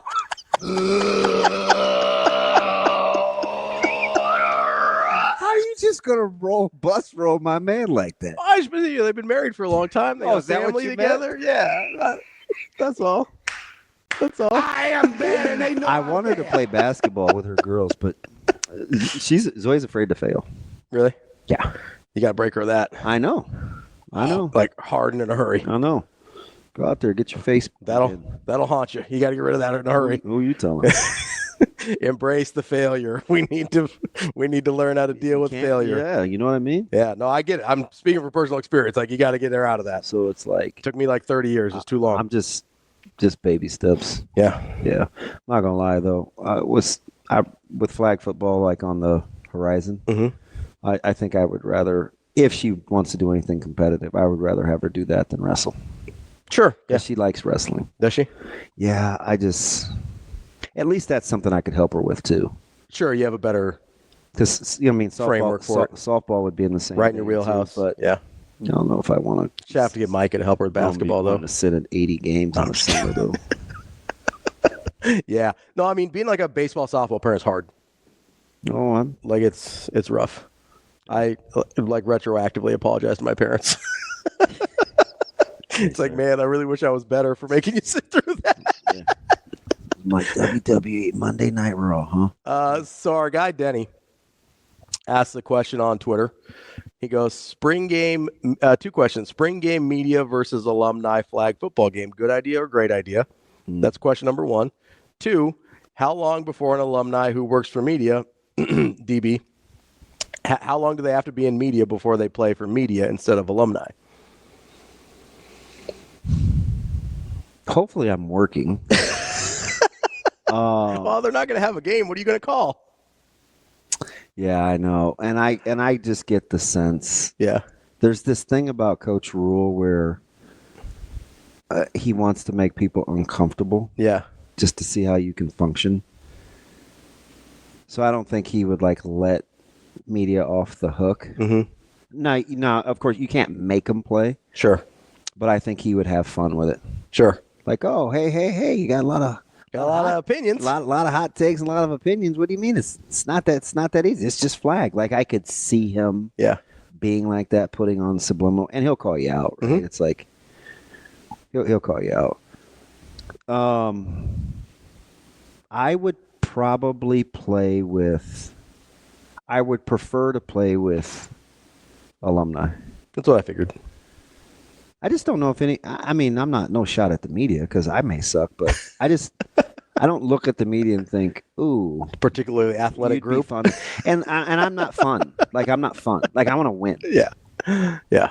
Like I'm not doing. Like I want to win. Okay, so if we take X players out of it, who's the number one pick in the media for a flag football game?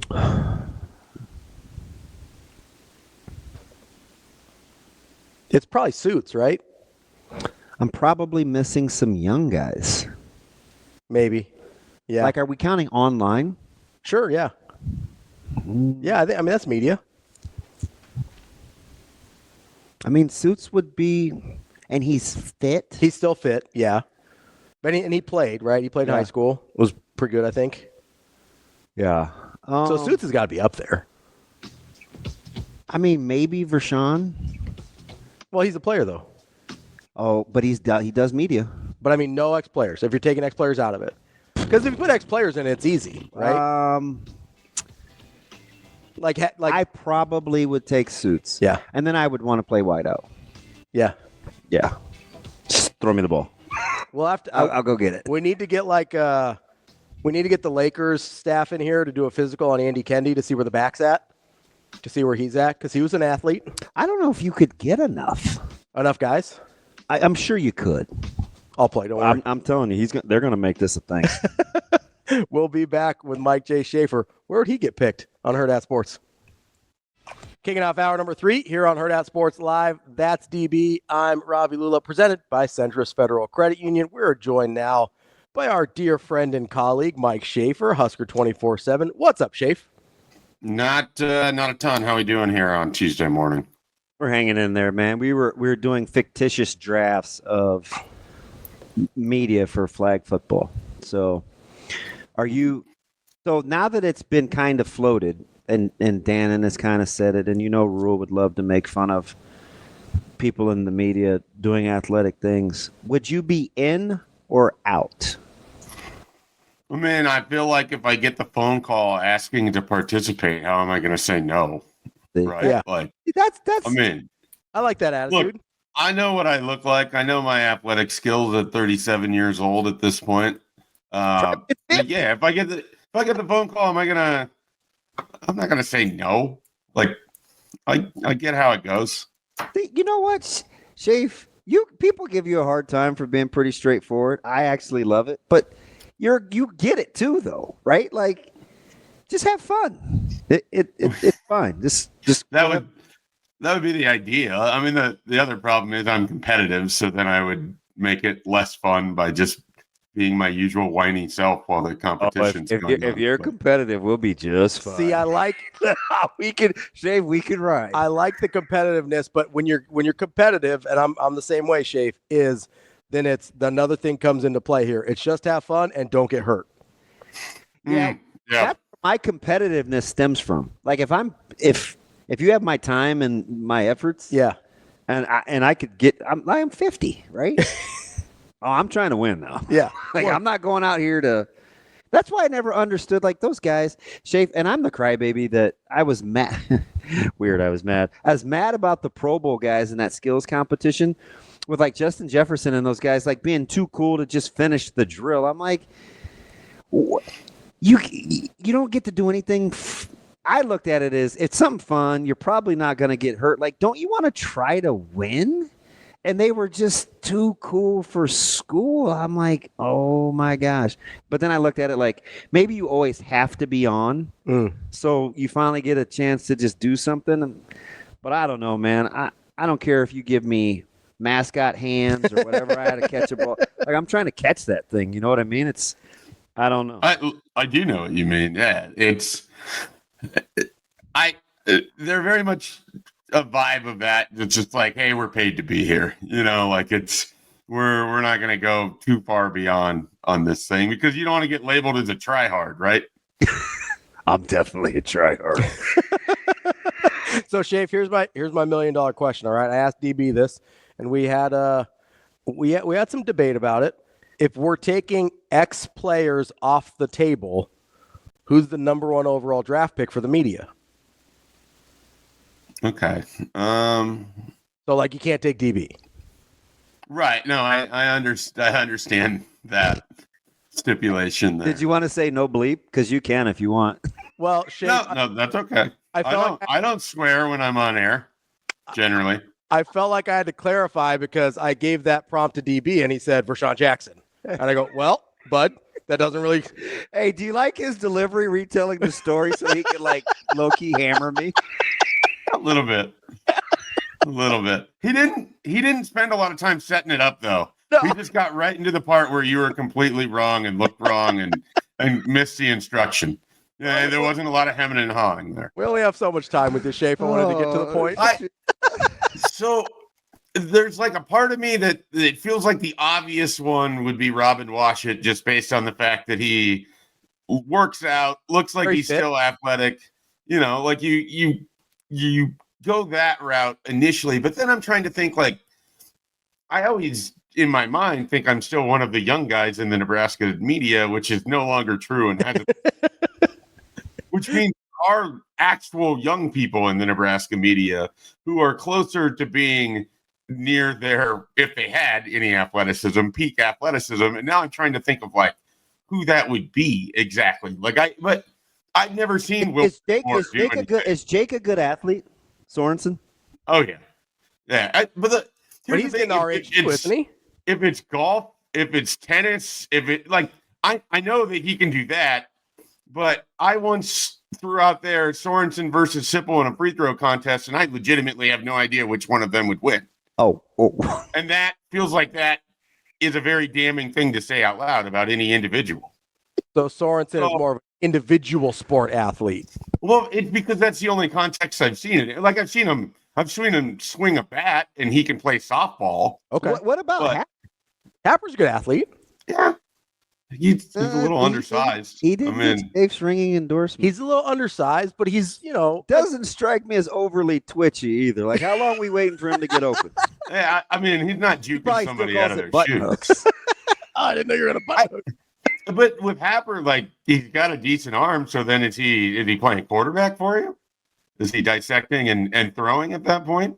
I'm going to be honest. Happer strikes me as he has irrational confidence, so I would imagine he'd want to be the gunslinger. He does not lack for irrational confidence. If you were doing an irrational confidence draft, he would be close to the number 1 pick. Happer does strike me as like a Favre type quarterback, though. Like he's like, oh, I got his triple covered. No worries, I got him. You know what, though? I bet he is down and dirty competitive. Oh yeah, I think so. No doubt about it. There's no such thing as windows because the whole world is he doesn't come across as though he takes himself that seriously. That's what I like. But I bet you playing, he's a menace. I would agree with this. I've watched him be overly competitive about things like drinking as many cups of water as you can during a radio segment. Or chicken nuggets, or what's a pizza, what's not a pizza. He's very principled, very principled. Yeah, my guy almost choked to death on air trying to eat 6 chicken nuggets in a minute. I still don't know how you can't do that. Yeah, that doesn't seem to be that difficult. He got to like 3 and was like, are you sure it was only 6? Yeah. He was like, help me. God, I could eat 6 chicken nuggets. Yeah, I could put. You can't take that guy number 1 overall. You got to be able to get to 4 chicken nuggets if you're going number 1. What about Suits? Suits? Kevin Suits? Yeah. That was another one that I thought of. But then he's going to be rolling in with a lot of dad strength. But again, like, I don't know when the last time that Kevin Suits would have run a route would be. Like, I'm trying to jog with that camera. I'm sure he's pretty all right. Yeah, well, fair. True, those two people, they're lugging around some equipment. It's a whole thing. Oh, here's I want to put here. You got you've got Nick Hanley out there who's in like somehow the best shape in his life. That's a guy that I've known since 2010, and he somehow is in better shape now than he was at that point in time. He does look.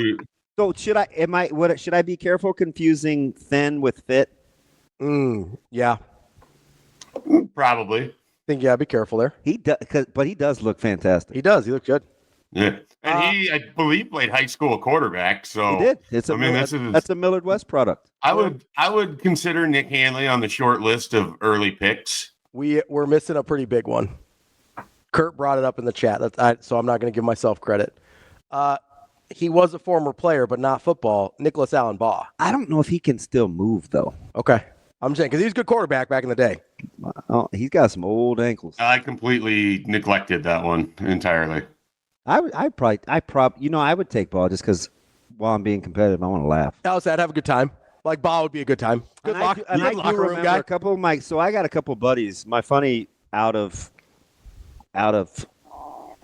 the environment Baugh stories. There's a gym here locally that a lot of guys used to go to, and they would play competitive pickup. And a couple of my buddies wanted to play pickup against him, like 2-on-2 or 3-on-3. And they were giving me a hard time because Nick did not want to play them without his ankle braces.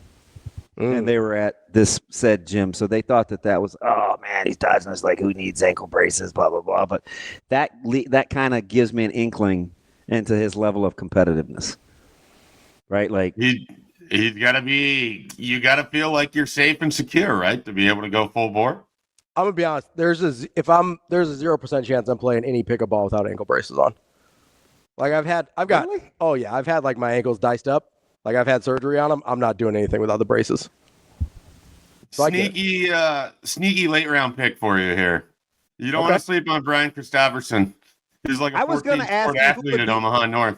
I was going to ask you who would be the kid that would get picked last. Is it Brunts or BC from 24/7 Sports? But I didn't want to put you on the. I feel honored that it wasn't me in that regard. I think it's Brunts. I think Brunts would be okay if I acknowledge that it's Brunts, but you can ask him later in the week, and he can. Brunts might be offended, and he's so snarky. He'd clap back with something ridiculous. So Brunts kind of looks like he has an athletic-ish frame, though. Like he's thin. Well, he's tall and he's lean. Like he sort of looks like he could. I don't know. For as long as I've known him, I don't think I've ever seen him play a sport. So I really don't know. Well, he's a very good golfer.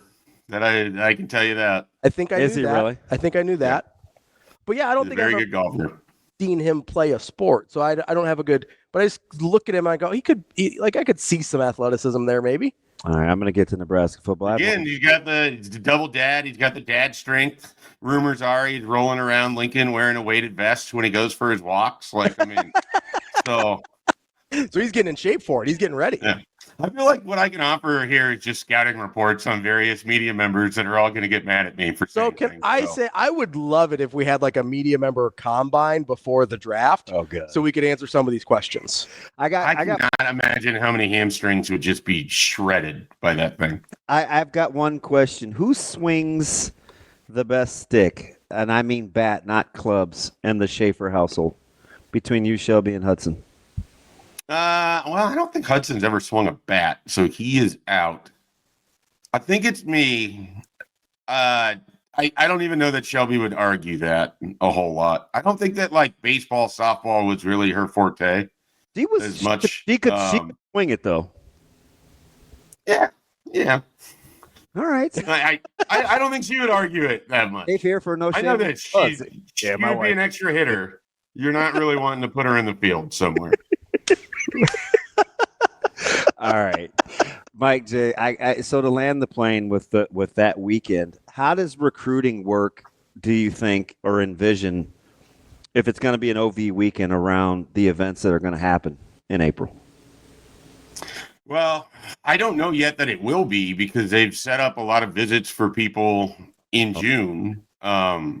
I'm not entirely sure what it looks like in terms of visits for whatever is going to happen on April 26th, because that was obviously a big part of the spring game appeal, was that you could bring in a lot of recruits. Last year, they used it as an official visit weekend, and they didn't land anybody specifically because of that weekend. You ended up with Cortez Mills and Dawson Merritt, who committed, that came in that weekend, but really the Colorado game was as big, if not bigger, for those two guys, as they ended up committing to other schools in Nebraska.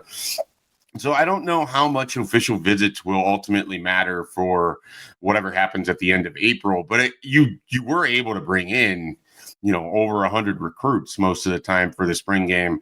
A lot of it was getting guys in that were sophomores from other areas. Like I'm pretty sure, take Titan Davis, for example. I'm pretty sure he came in for the 2023 spring game, and that was his introduction to the new Nebraska staff. He had been recruited by the previous one, but then he's able to kind of like build that relationship sort of going forward. That was an introductory point with Matt Rule and those guys. And then now you could make the case that Titan Davis is the single biggest recruit that Nebraska is going after in this class, now that it appears that they're out for Jackson Cantwell. So it has a lot of value in terms of younger recruits, area guys.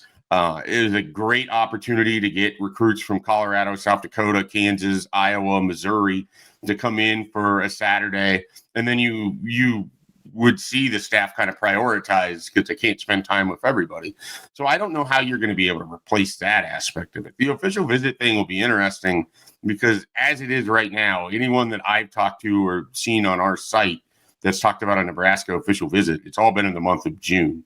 So I haven't seen a whole lot that has come out in terms of April for visits. But I know there's a lot of people that are expecting to take visits for spring practices, which Nebraska did a tremendous job of last year. I think the best that I've ever covered in terms of getting really high quality players to come in for a practice. And I think that we know enough of Matt Rule now, 3 years into this thing. He wants recruits to see them practice. It is a point of emphasis when he's recruiting that he wants these guys to have that visual of what his coaches are like at practice, what practice is like, what the expectations are like, how it is run. I think that's a really important thing to him. And I think that's why they try to get a lot of the key guys in for a practice before they even come in for an official visit or a game weekend. Mike J, it's interesting as I know you had the write-up on EJ, Coach Barthel, and his presence. I think he was actually working the clinic at the Glacier Clinic in St. Louis, and just the importance of St. Louis. And this is on the heels of him getting his new deal done. And I asked this question to Ravi. It's kind of tongue-in-cheek, just because I was being petty, that I don't think people appreciate kind of what he does, from developing his guys to recruiting across the board. But are you surprised that there seems to be such a disconnect in terms of how Nebraska values him versus what the fans kind of perceive in terms of the job that he's done with the running backs room as it relates to their play?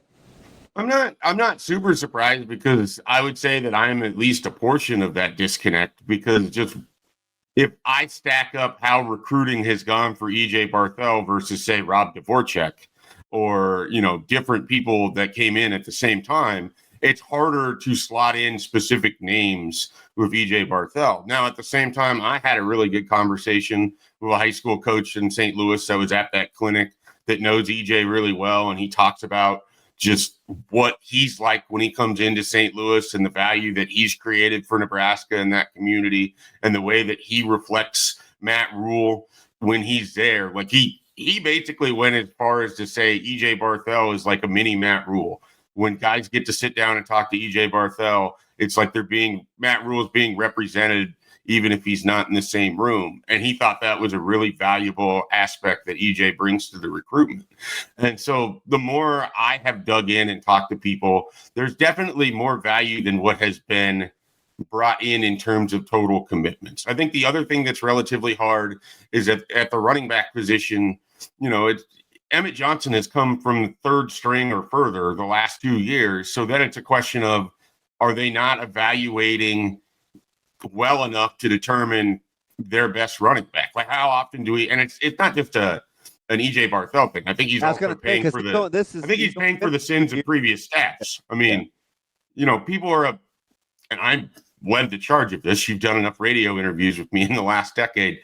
I have been very critical of running back play because it hasn't been good enough. And so I think some of it is people want to see the running backs make a real jump.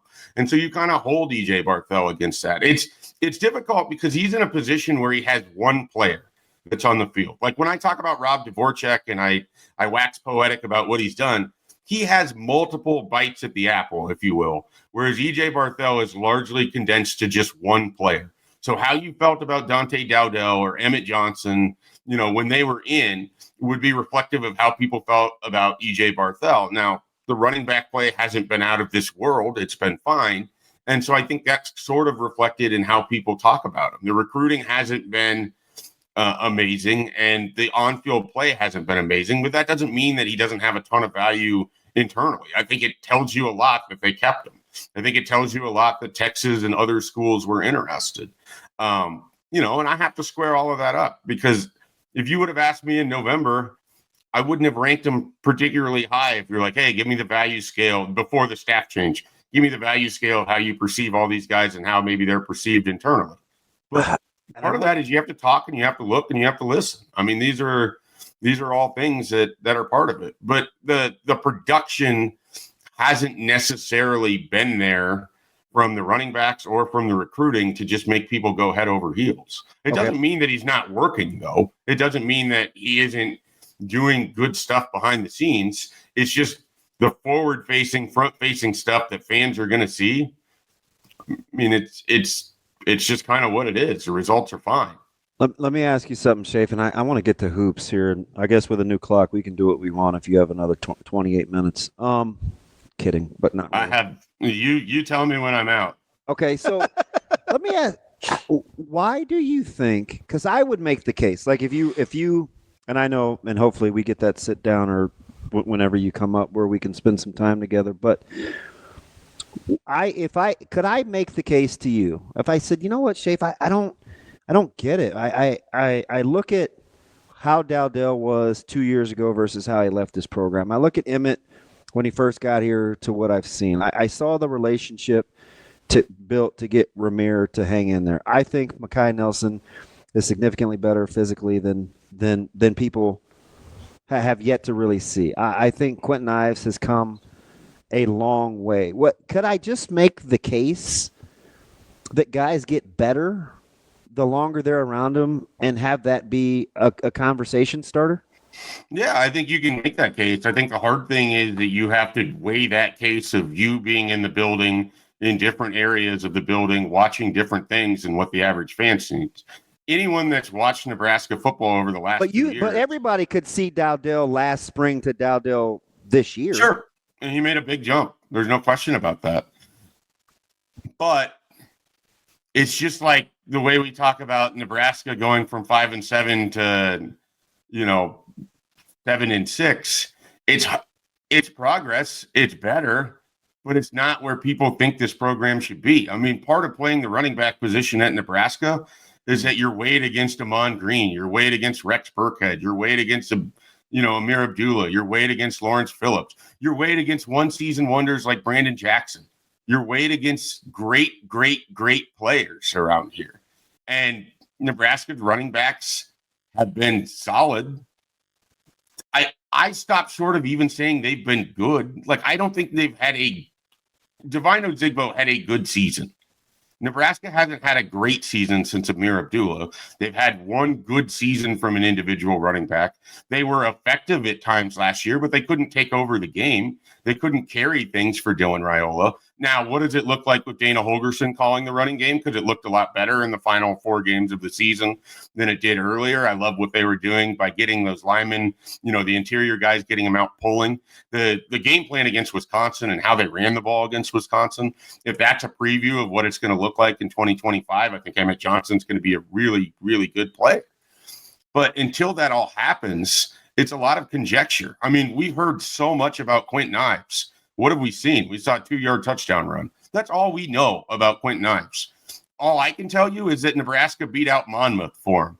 and nobody else was recruiting them at the FBS level. So there's a lot of wait and see at the running back, and people have been waiting and waiting and waiting.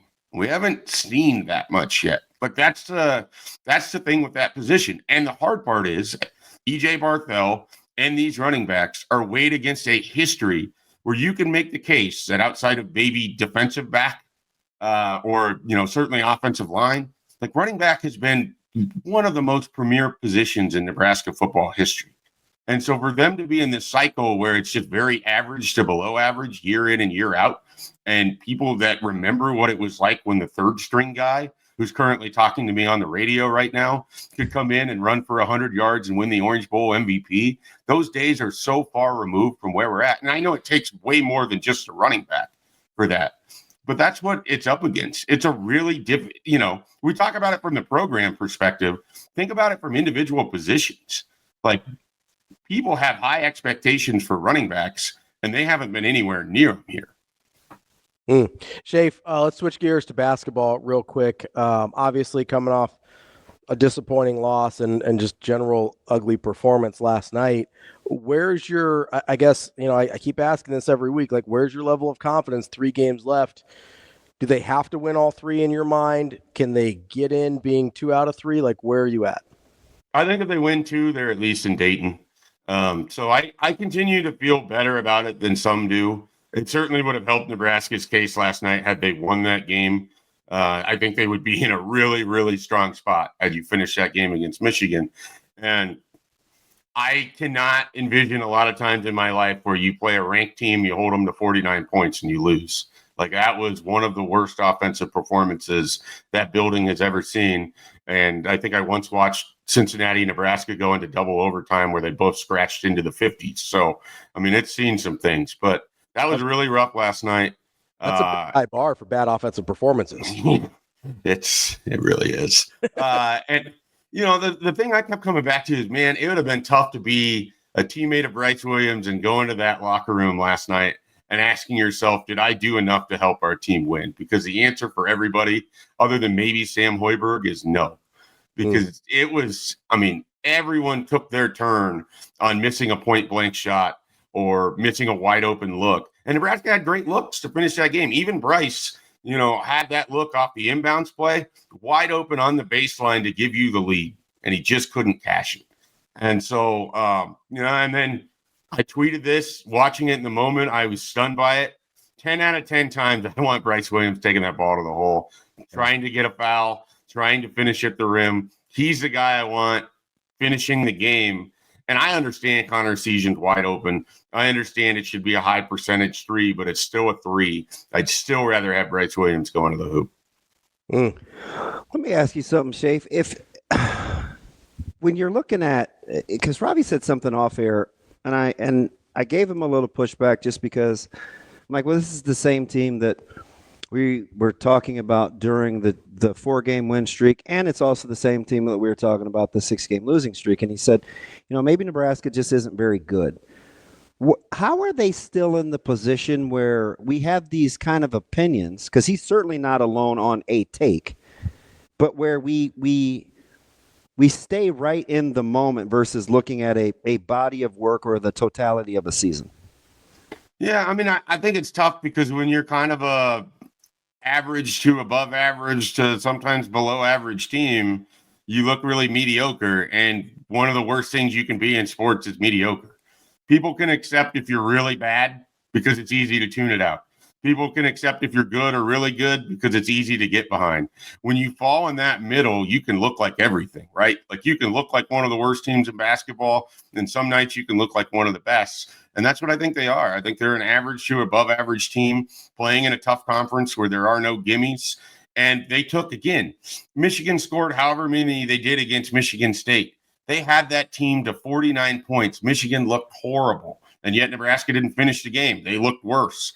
So it's really tough. Like, I don't think they're world beaters by any means, but I do think that the lens of which they are being viewed is somewhat challenging because they're an average team and they have an opportunity in front of them to do something that Nebraska basketball doesn't do a lot, and that's get to the NCAA tournament.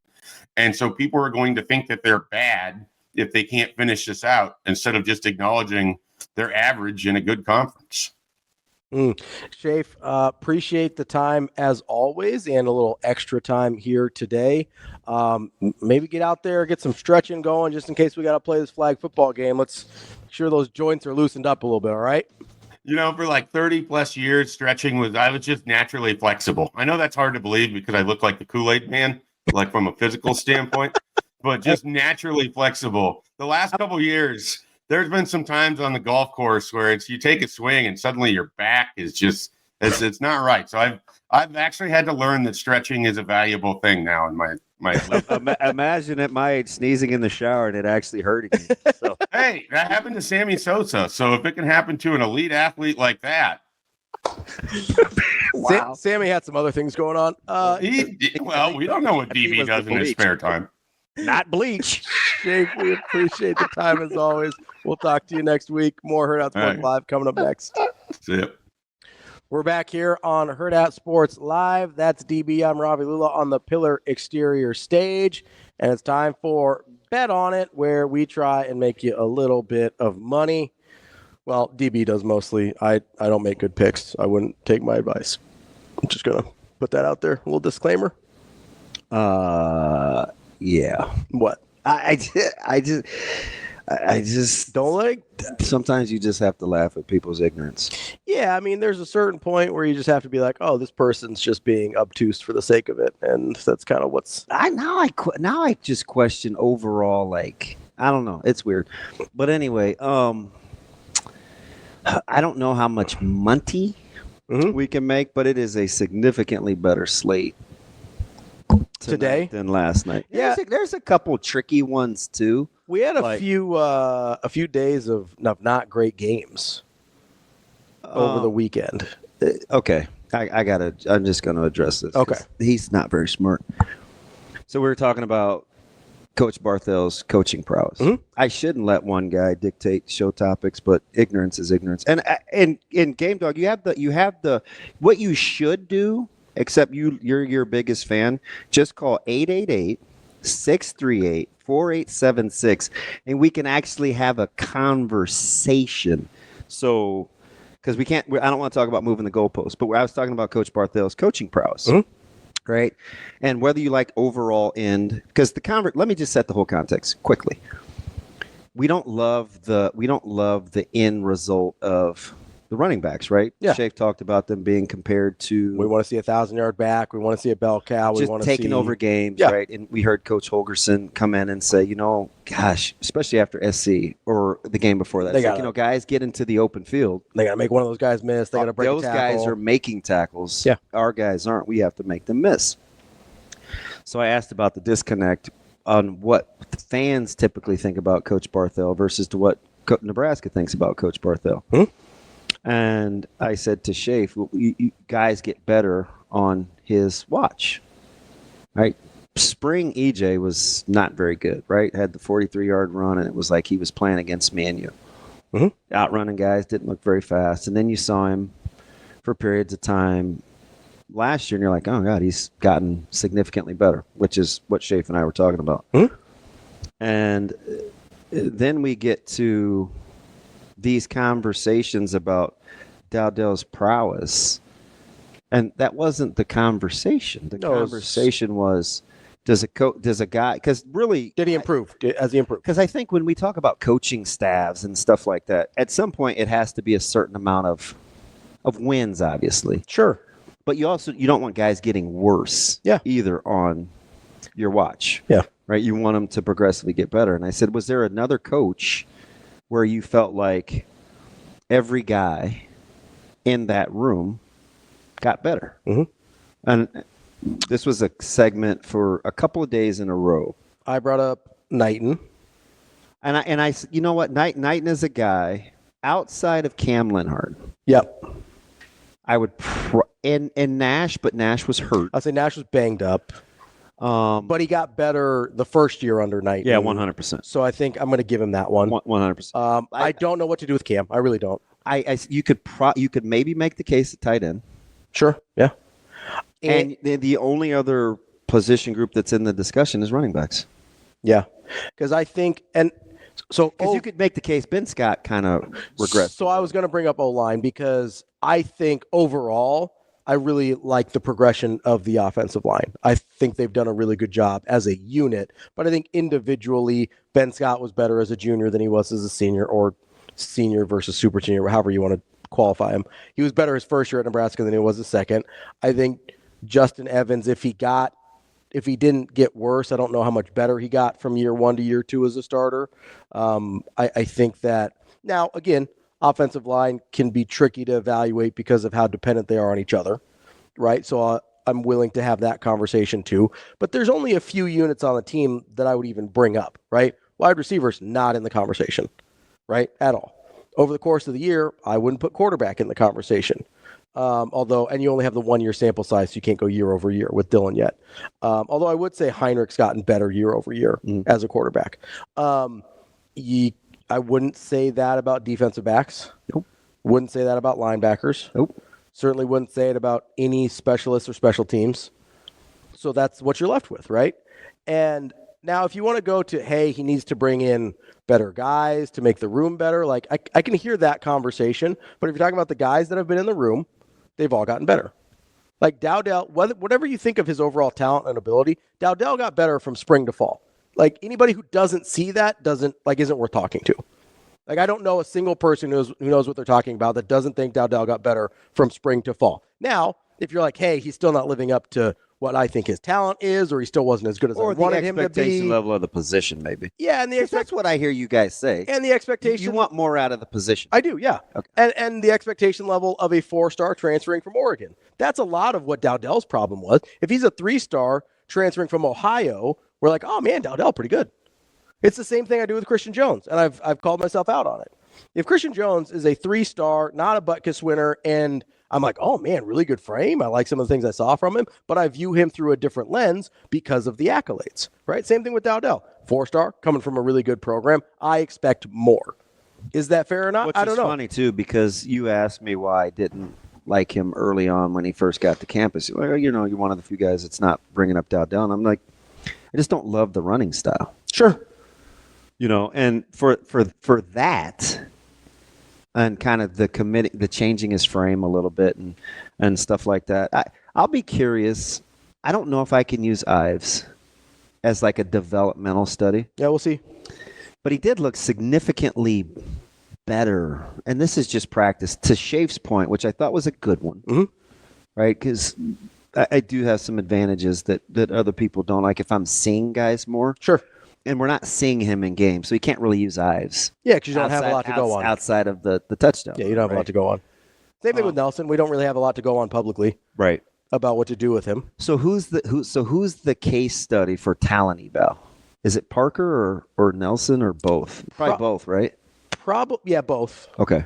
Because I think enough people got on Parker late that you're like, okay, other people saw it. Now Nebraska this is a guy that missed a sophomore season too. And so Nebraska was early on Parker, so I think that counts.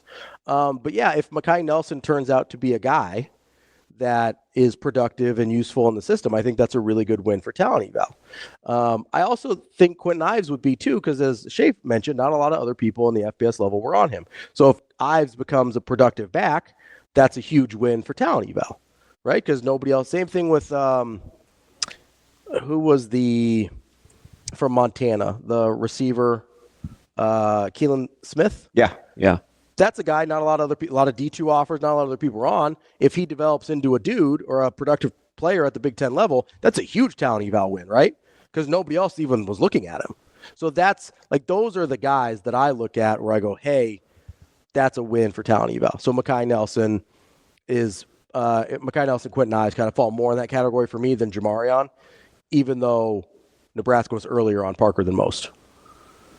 I think because I think we forget. Oh, you want to get to? Yeah, let's get to this call. I feel bad using a nickname, but Game Dog, what's up, buddy? Damon, man, it's been a long time. It's been since the 1620 days. So talk to me about. You know who I am, Damon. You know who I am. Come on, man. It's been since 16-20. Why am I pissing you off so bad when I'm just talking some ball, dude? It's not really talking ball, and I wouldn't call me upset. It is talking ball, dude. It is talking ball, Damon. It's not talking ball when we're having a conversation. You make it about everything that it isn't. How did the conversation boil down to how good Dowdell is or isn't? When the conversation clearly was about if a guy gets guys better. You said Dowdell got better. You said he had got better. Now is that fact or fiction? Referencing the running back coach. You said Dowdell got better, and Ravi's talking about, from spring he's got better, bro. Well, you know what, dude? How the hell has anybody seen him from spring except for one spring game practice to what he did? Okay, great. Well, he played okay early on, but you have a running back coach that can't evaluate talent. Okay, he said there has a third string running back comes up to the first string running back. Okay, 2 years in a row. Okay, so this guy doesn't know how to evaluate talent. You can say, he's got better. Well, Gabe Irvin's got worse. Dante Dowdell got worse as the season got along. So you got a real coach that comes in, and Dana says, well, this guy's a scrub, man. This guy's a scrub. I'm going to put him as a backup. But okay, you're done. I'm going to put him at Johnson in because he's the best running back. But you got a running back coach that's had him as the third string running back 2 years in a row. And then when we get to November, I'm going to put him in. Did Emmett get better? Yeah, because Dana came and he's the offensive coordinator. So was your point evaluating talent and not about Dowdell? Was it? So you're saying? Go ahead. I'm sorry. Was your point about how he evaluates talent? My point, is evaluating talent and getting them better. Both of those, Damon. I'm just talking some ball, bro. I'm not trying to sit here and argue with you all the time and piss you off. I just want to talk ball, and then you get triggered because don't put that on me. Like agree. So somebody doesn't know. When anybody doesn't agree with you, Damon, you do the same shit to Ravi all the time. Hey, listen, I appreciate You're having stupid and all that. You'd never hear me say that. Number one, let's not put words in my mouth. Number two, I'm not triggered. Okay. I'm trying to figure out, what's the end game? Are we trying to learn? The end game is talking ball. Yes, we're trying to learn. I that's why I turn into your show. I like to hear your opinions. I don't always agree. I like your perspective. I like where you came from. I know who you are, Damon. You coached my nephew. You know who I am. We've met, okay? You coached my nephew back at Scud days, all right? I enjoy the show. But just because I don't agree with you doesn't mean I'm not trying to learn. I don't want to move the goalposts. I want to stay on schedule so we don't get distracted. Let's stay on schedule. We're talking about it. Like if you'd have said to me, "Hey, you know what? Why was this guy playing? He shouldn't have been playing." You realize that conversation takes on a whole different tone, because that part that's a legitimate, surefire question. Why was this guy playing all along? EJ or why was EJ playing? Okay, I agree. Now, if you say that to me, I agree with you on that. I would be like, oh, okay, that's different than making it about slandering Dowdell, because that wasn't the point. You know what I mean? So that's why I say I'm not slandering Dowdell. I just call it like it is. I piss people off on the chat because I tell it like it is. I'm not here to make friends with y'all and say, I just want to make every Husker to play. I'm just going to tell it like it is, dude. I'm not trying to slander. I'm just talking ball. Dante may be a great dude. Maybe a great dude to hang out with. Listen, I don't want participation trophies, and I'm not talking about liking guys. I'm saying the conversation takes on a different tone if you ask me about, well, why is this guy playing from the beginning? Then I'm in. Okay, then maybe I should have referenced that a little better. But my point is, Damon, you're saying they're all getting better under this running back coach. That's bullshit, dude. But here's the thing, and I'm not going to throw Gabe under the bus, but players do have, whether it's injuries or how I good. Like Gabe. I wish you would have been starting. I've been getting in with some. Hang on, champ. A good short yardage runner. When he was given the chance to run short yardage, he was pretty damn good. Hang on. When he was given the chance. Hang on. Listen, I'm with you. Why? So, how much responsibility does a player have for hanging in there emotionally as part of their development? 100%. Because that's part of it. with guys that hang in there. And I'm not knocking Gabe. I'm That's just a saying, lot of part of it. if I'm coming back from my third injury and guys are progressing, it would be hard for me to use him as a benchmark on, well, that guy didn't get better. Some of that is emotional. Okay. Right? Like, some of that is. Okay. And some of that is an accumulation of injuries, too. Like at a certain point. It's just hard to hang in there. You know, like I would have, for what Ramir Johnson's career turned out to be, and he had a nice day in the bowl game and everything, and you feel really good for him. But you have I have nothing but respect for Ramir, dude. I have 100,000% respect for Ramir. No, I get that. But also, if you take where we thought Ramir could be his first year in Nebraska versus where he got, we probably go, oh, man, maybe that's a little disappointing. But you have an accumulation of injuries. A lot of things happened to him along the way as well. Like, I think Gabe also sort of falls into that category. That's my point. Game Dog, going for it, I just want to know that we're on the same discussion topic. If that's the case, we could talk ball all day. All day. Absolutely, Damon. Like I said, you know, maybe I'm coming at it a little different. Maybe you're seeing it a little different from what I'm seeing it. But I'm just trying to talk ball, dude. I'm not trying to piss you off or this or that. You know, and if I do piss you off a little bit, so be it. I'm just good, man. It makes for good radio. My man. Gets you fired up, Damon. Gets pissed off. It makes for good radio. I love it. All right, more Hurrdat Sports Live coming up next. Wrapping up the show here on Hurrdat Sports Live. That's DB. I'm Ravi Lulla.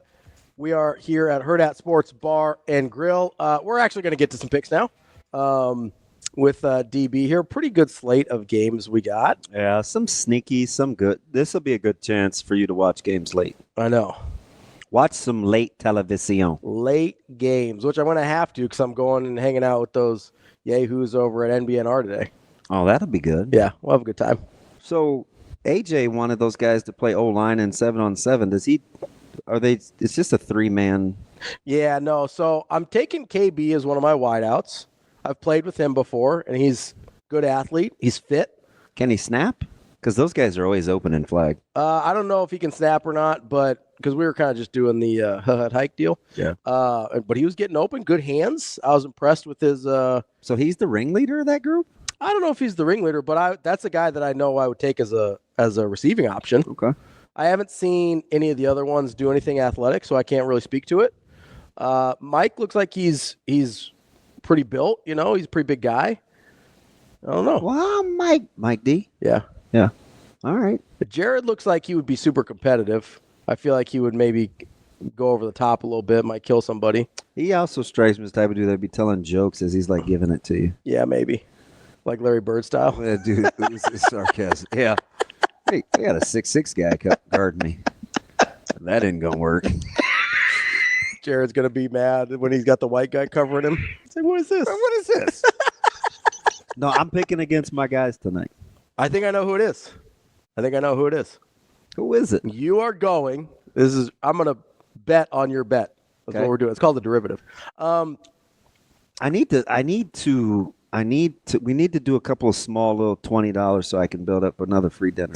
Okay. You're going to pick the Virginia Tech Hokies plus 10.5 over Louisville. I am not. Okay.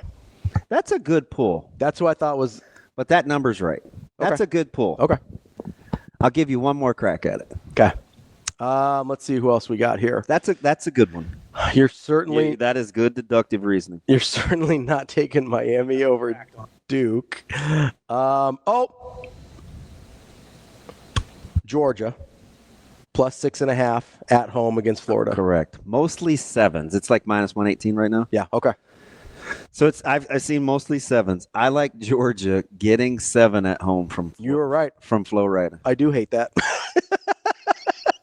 I like Georgia quite a bit. But you are much better at this than I am. Quite a bit. But that's one that like really makes me. I don't like it. I hate that. Listen, it wouldn't surprise me if Georgia won. Okay. So this is what I worry about with Florida. Yeah. I just need to see them get stretched a little. You want to see somebody take them in deep waters? Yeah. Okay. They just haven't kind of had it as tough as some other.